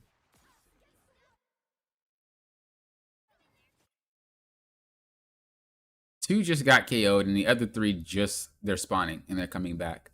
Even if she gets 1 or 2 KOs, you guys are closer to the spawn than they are. You guys will spawn and be ready for the next fight. She would have just been down an ult for this next fight.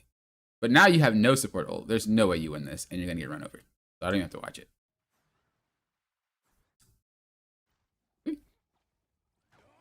Okay, when you can start seeing stuff like this, your gameplay is going to skyrocket.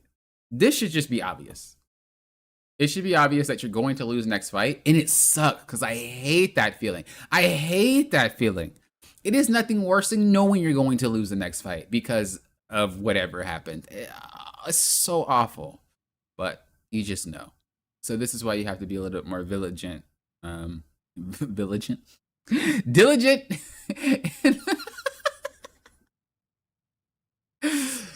I was mixing. Now I can't even say it right. Vigilant and diligent. I'm just mixing. What are these words? What? Oh my god. Yeah, definitely more preferential to knock back. Yeah, I think so. In a situation like that, for sure. Papa's new word of the day. I'm mixing and matching all my words today.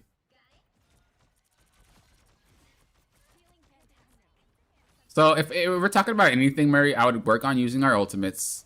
Work on being more deliberate with our abilities. If anything, though, really just kind of figuring out why you lost the fight and trying to fix it the next fight. Like, if I were to say anything, it'd be that.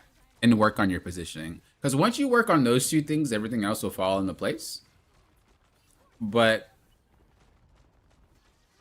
it's not going to happen if one of them are weak. If your positioning's weak, you won't climb. I don't know if Raisa's still here, but one of the major things that we talked about was their positioning. And once they started getting better at it, it did wonders for them. Like, they were playing out of their mind. And all it took was just a little bit of positioning here and there. A little bit more deliberate usage of their abilities. And they started to do a lot more work. Sometimes just those little changes have a lot of ramifications to them. That sucks, but I've been there. I think it's pretty much the same thing throughout the rest of the replay, but we'll see.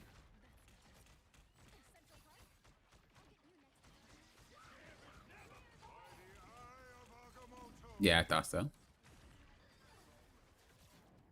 I'm only saying that because this is a very... Whenever things go into overtime, it means like it's a coin flip match. Generally. It's like both teams kind of are even. There's mistakes being made on both sides. And it's just like, you guys mess up, we mess up. You guys mess up, we mess up. You guys mess up, we mess up. And it's just like, whoever ends up having the least amount of mess ups wins. That's generally what I see when it comes to overtime matches, including the ones that I'm in. It's the same exact thing. It's like, it's just basically who messes up less.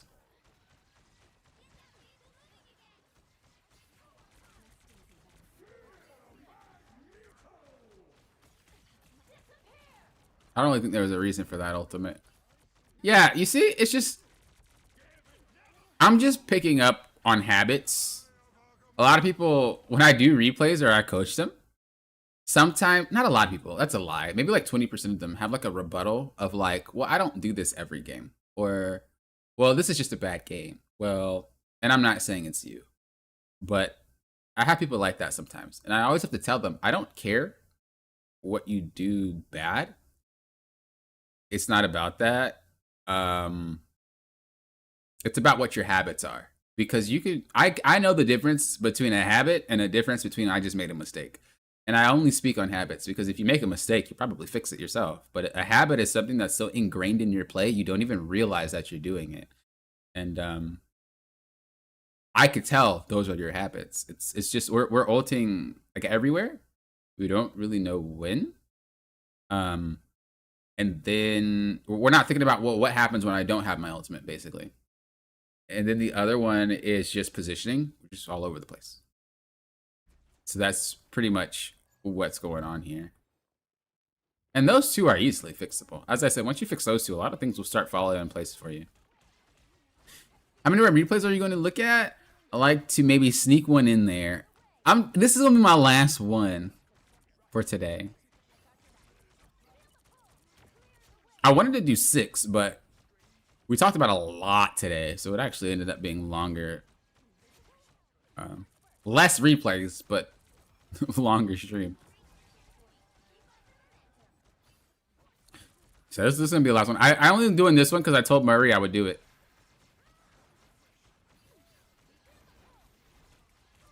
You're learning DPS? Let's go. Which one are you learning?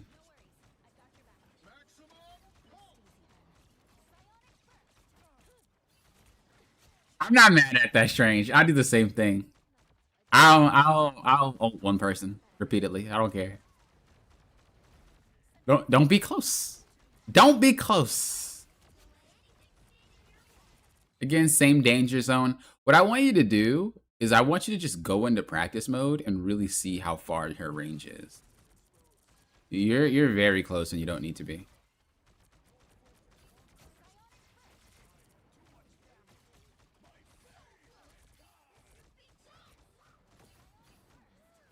That boy's munching. Yeah, you're not as aggressive as you think you are. Like, you think you're aggressive, but you're not as aggressive as you think. You're playing normal. Like, aggression-wise. Your aggression is normal. It's not crazy. I just think you're mispositioning, but don't confuse mispositioning with aggressiveness, because you can position well and be as aggressive as you want to be. They're not the same thing. And I think maybe that's what you're mixing up. Maybe you feel like, I don't want to put words into your mouth, so let me know, but maybe you feel like being aggressive means I'm out of position, and if I'm passive, I'm in position. But that's not the same. They're not the same at all. You're learning Psylocke? Ooh. One of my banes, man. I cannot stand that character. You just think, what am I trying to accomplish with this ult? Is that really needed right now? Exactly. But I do know in the moment,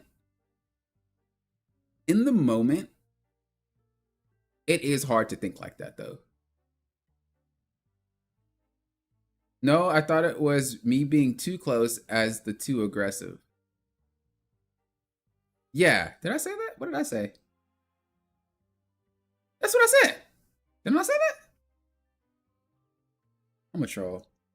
I don't remember what I said at all, but I thought it was something like that. But yeah, pretty much that. Don't confuse them.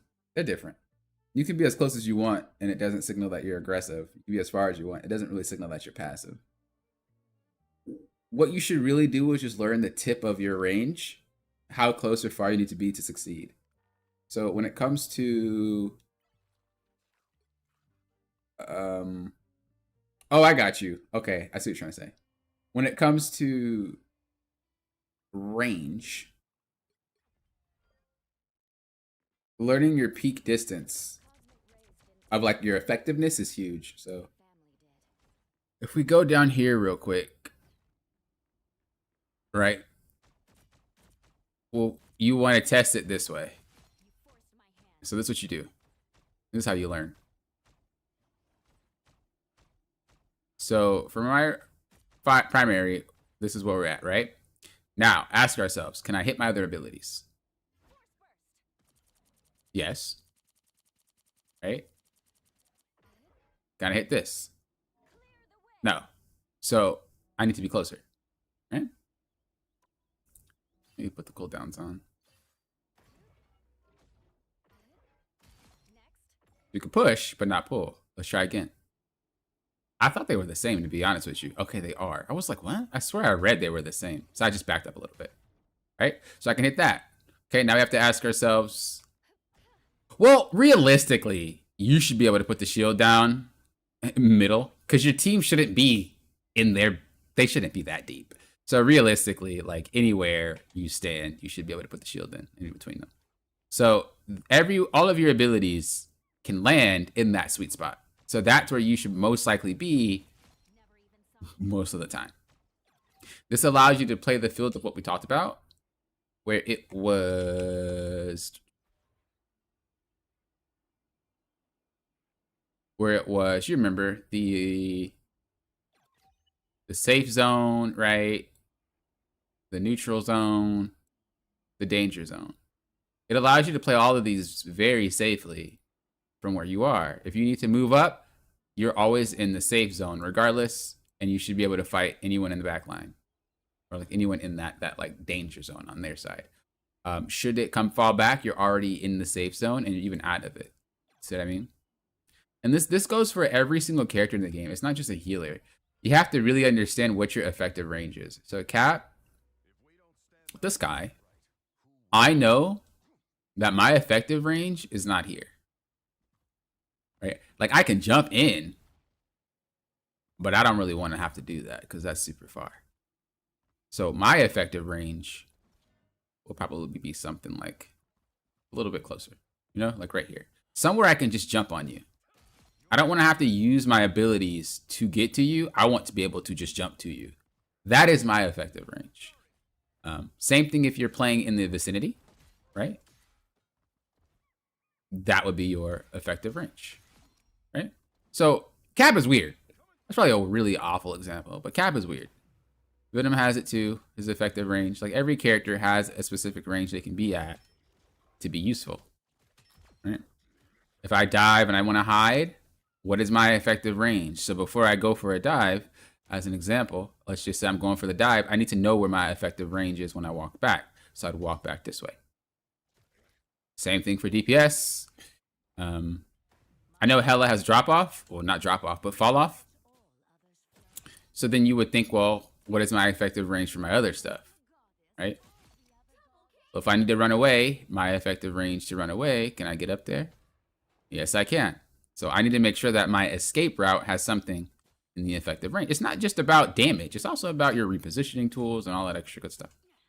So, yeah.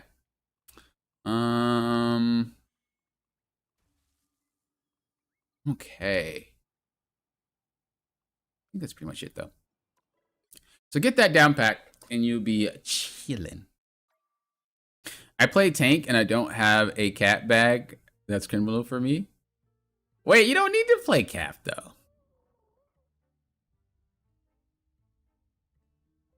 But isn't that hiding and healing in a way? If I'm too far? What do you mean by that?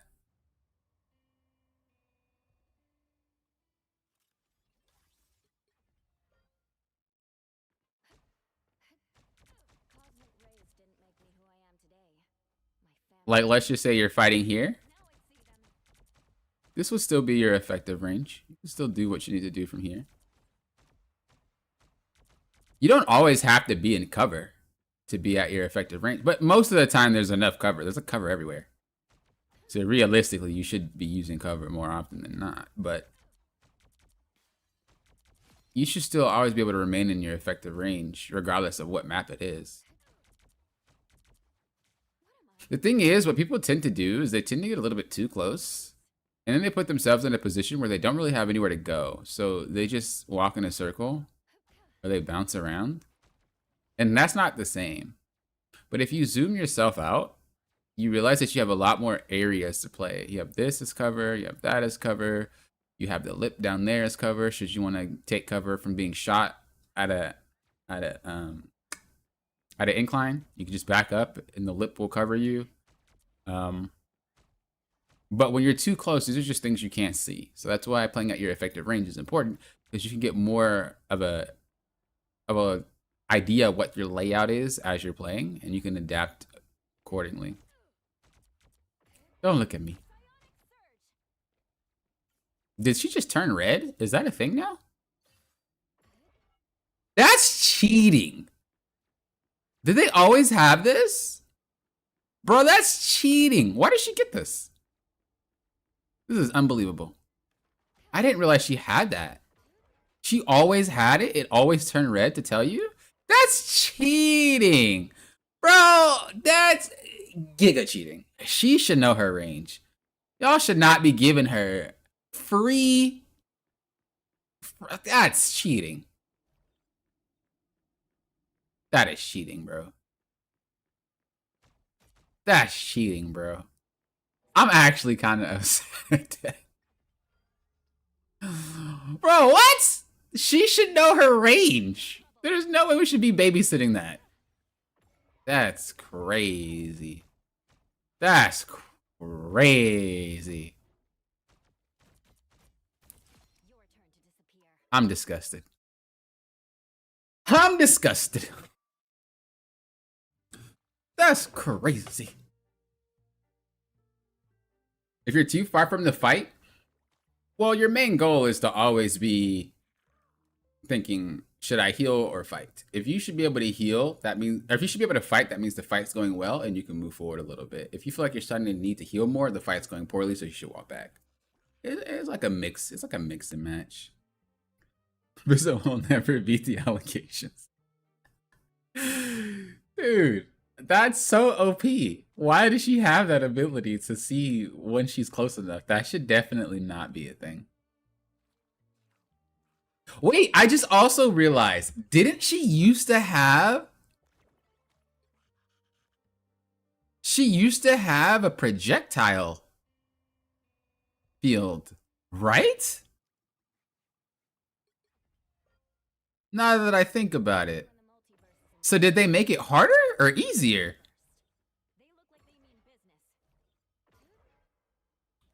What?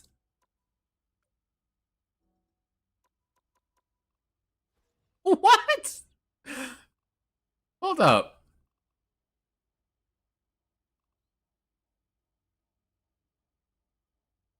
Bruh, she did. I'm not dumb. I know for a fact. What's this?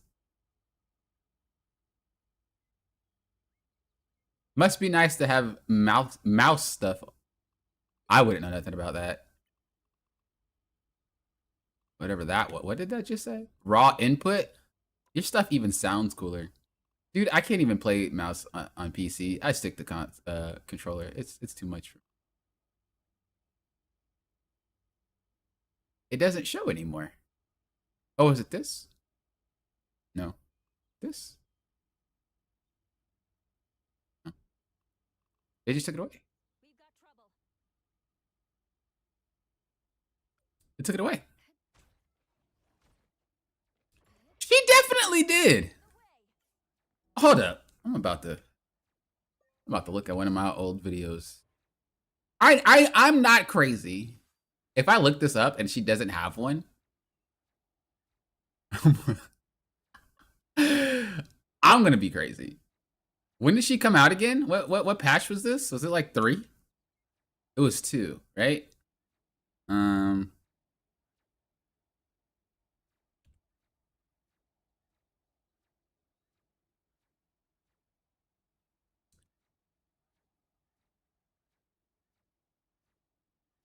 Bro, I swear it had something.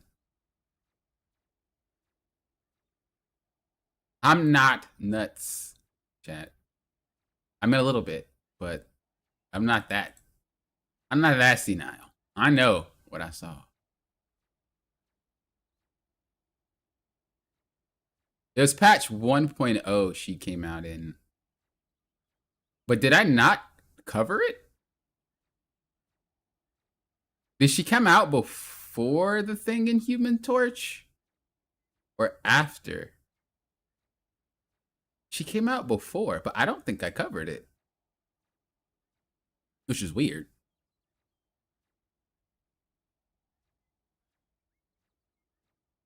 Oh, yeah, they did come out first. Yeah, I didn't cover it. I only started playing this game. No, there's no. I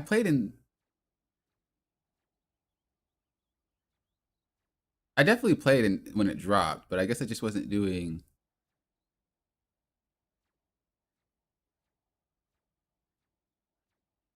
content on it.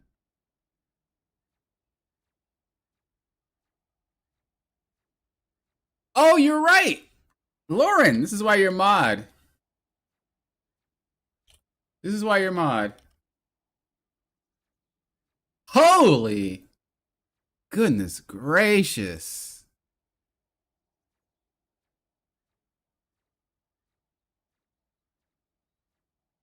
This is why you're mod. Oh yeah, you're right. I don't think I did content until after because dude, that was really loud. I'm sorry for your ears. I didn't do content on it until later because I wanted to play the game first. I'm not crazy, bro. Surely she had it.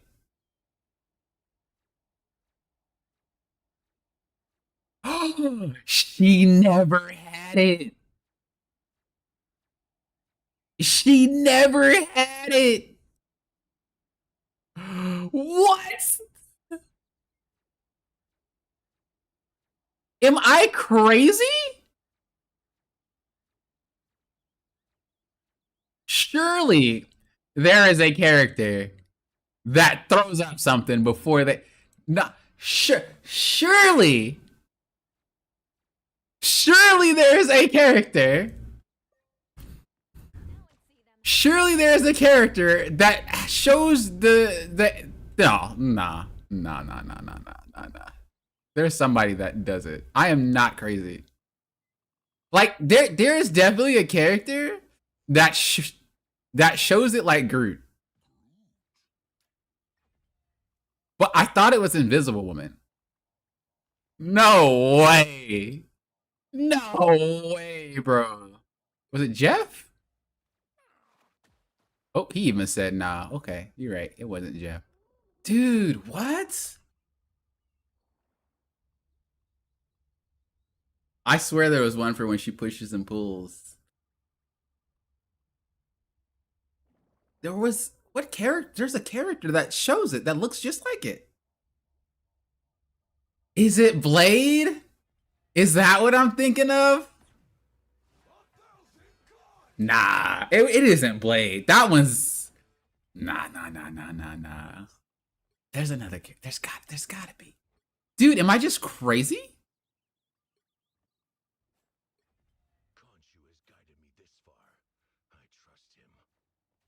It's just nah, not that.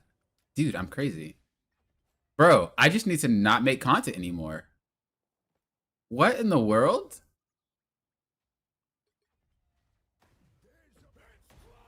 Bro, what?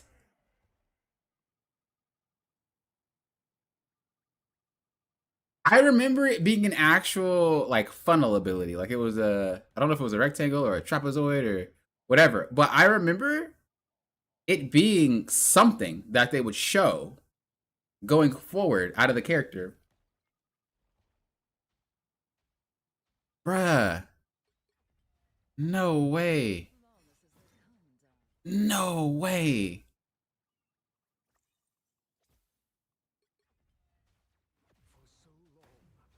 Wow. Maybe I'm tripping. Well, chat, I officially reached it. Midlife crisis boomer. Going crazy. I reached the end of my run. I've reached it.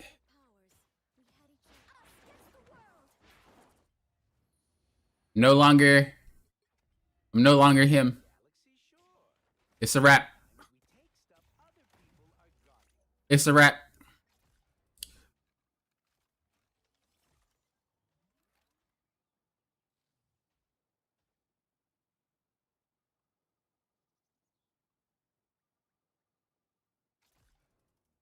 Yeah, I don't think there's a character that does it other than Blade like that. You're right. It's a wrap.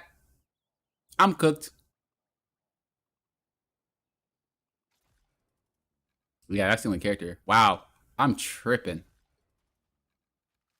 I mean, I do play other games. So maybe I'm thinking of another game. But I don't even know what game that would be. Dude. Holy crap. It's over. It's over for me, bros. I'm actually like astonished because it's funny because I did a video on her and I played her and I still think that that is how it looked. That's crazy.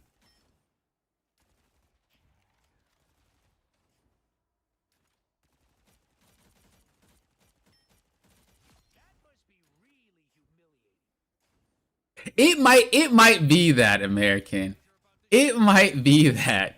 Clearly, it might be that. Jesus. That's... I'm sad now. I'm getting old.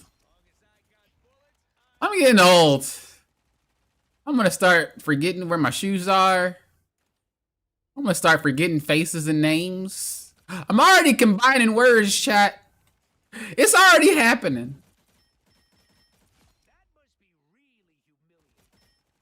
Why? It what? It is Rocket. Why you gotta talk to me like that? It was humiliating.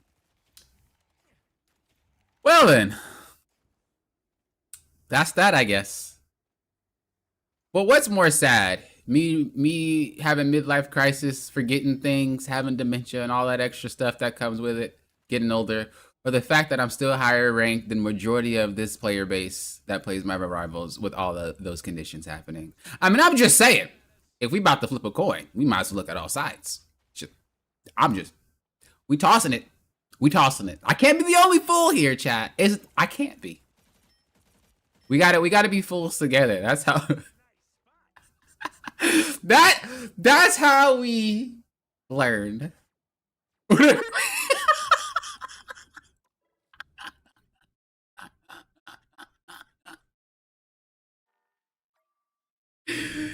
Oh my god. Oh my god. Dude, I love my streams. They're so stupid. Every time you guys come back, it reminds me how my stupidity never drives you away. It's actually hilarious. Oh man. What a stream. What a stream. Okay. I kind of want to play, but I also want to stop the stream so that way this is its own contained stream.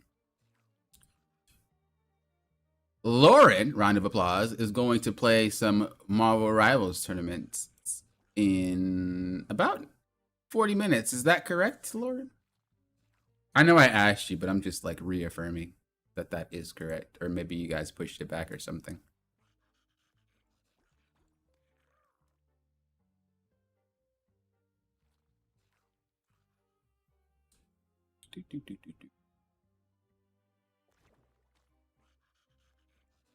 All right, so what we're gonna do is, because I do want to play. I'm gonna take a break. I'm gonna stop this stream. I'm gonna take a break, and then I'll come back. I'm gonna probably play a little bit more serious this time. I know a lot of the past streams I kind of just been like chilling, playing Rogue, and just kind of having a good time. But I want to make a tier list, and I don't really feel like I should make a tier list until I try. So I'm gonna try again. I'm gonna play more serious. I'm gonna talk about more things. It's gonna be more of an educational stream, but we also are going to watch a match of Lauren's and maybe peek back in and out while they do their tournament thing as well. So I will get off. It's fun to watch it. It's fun to watch someone you know in like a little tournament setting. That's actually clean. So I like watching it. You got double a limb and you didn't even tell me? Right, so I thought we were closer than that. I didn't know you just forgot about me like that. Thought it was cool. Thought it was cool. But yeah, I'll do that. Y'all would never. So yeah, we're gonna we're gonna get off stream. We're gonna come back in about 40 minutes. I'm gonna take a break. I'm gonna grab me something to munch on. We're gonna come back. We're gonna watch maybe a match of Lawrence, unless it's longer, or maybe unless it's short, and maybe we'll watch two. But match of Lawrence, and then we'll play some, and we'll talk about things. It'll be an educational time. All right. So that's what you're gonna be looking forward to in about the next 40 minutes. Thank you guys for being here. Wish Lauren a good luck, and yeah, I will see you guys in 40 minutes. Should you want to come? Should you guys only like the replay reviews? Totally fine. We will see you guys next week. Make sure you guys put your replay reviews in the Discord if you guys want a replay review, and we'll take a look at it next week. Thank you guys for watching. Till next time, you know what I always say. Thank you guys for doing what? Popping often. Full often. Peace, peace. Late, late. Have a good rest of your day or night whenever you're watching this stream. So you get Giga Cat? Not even.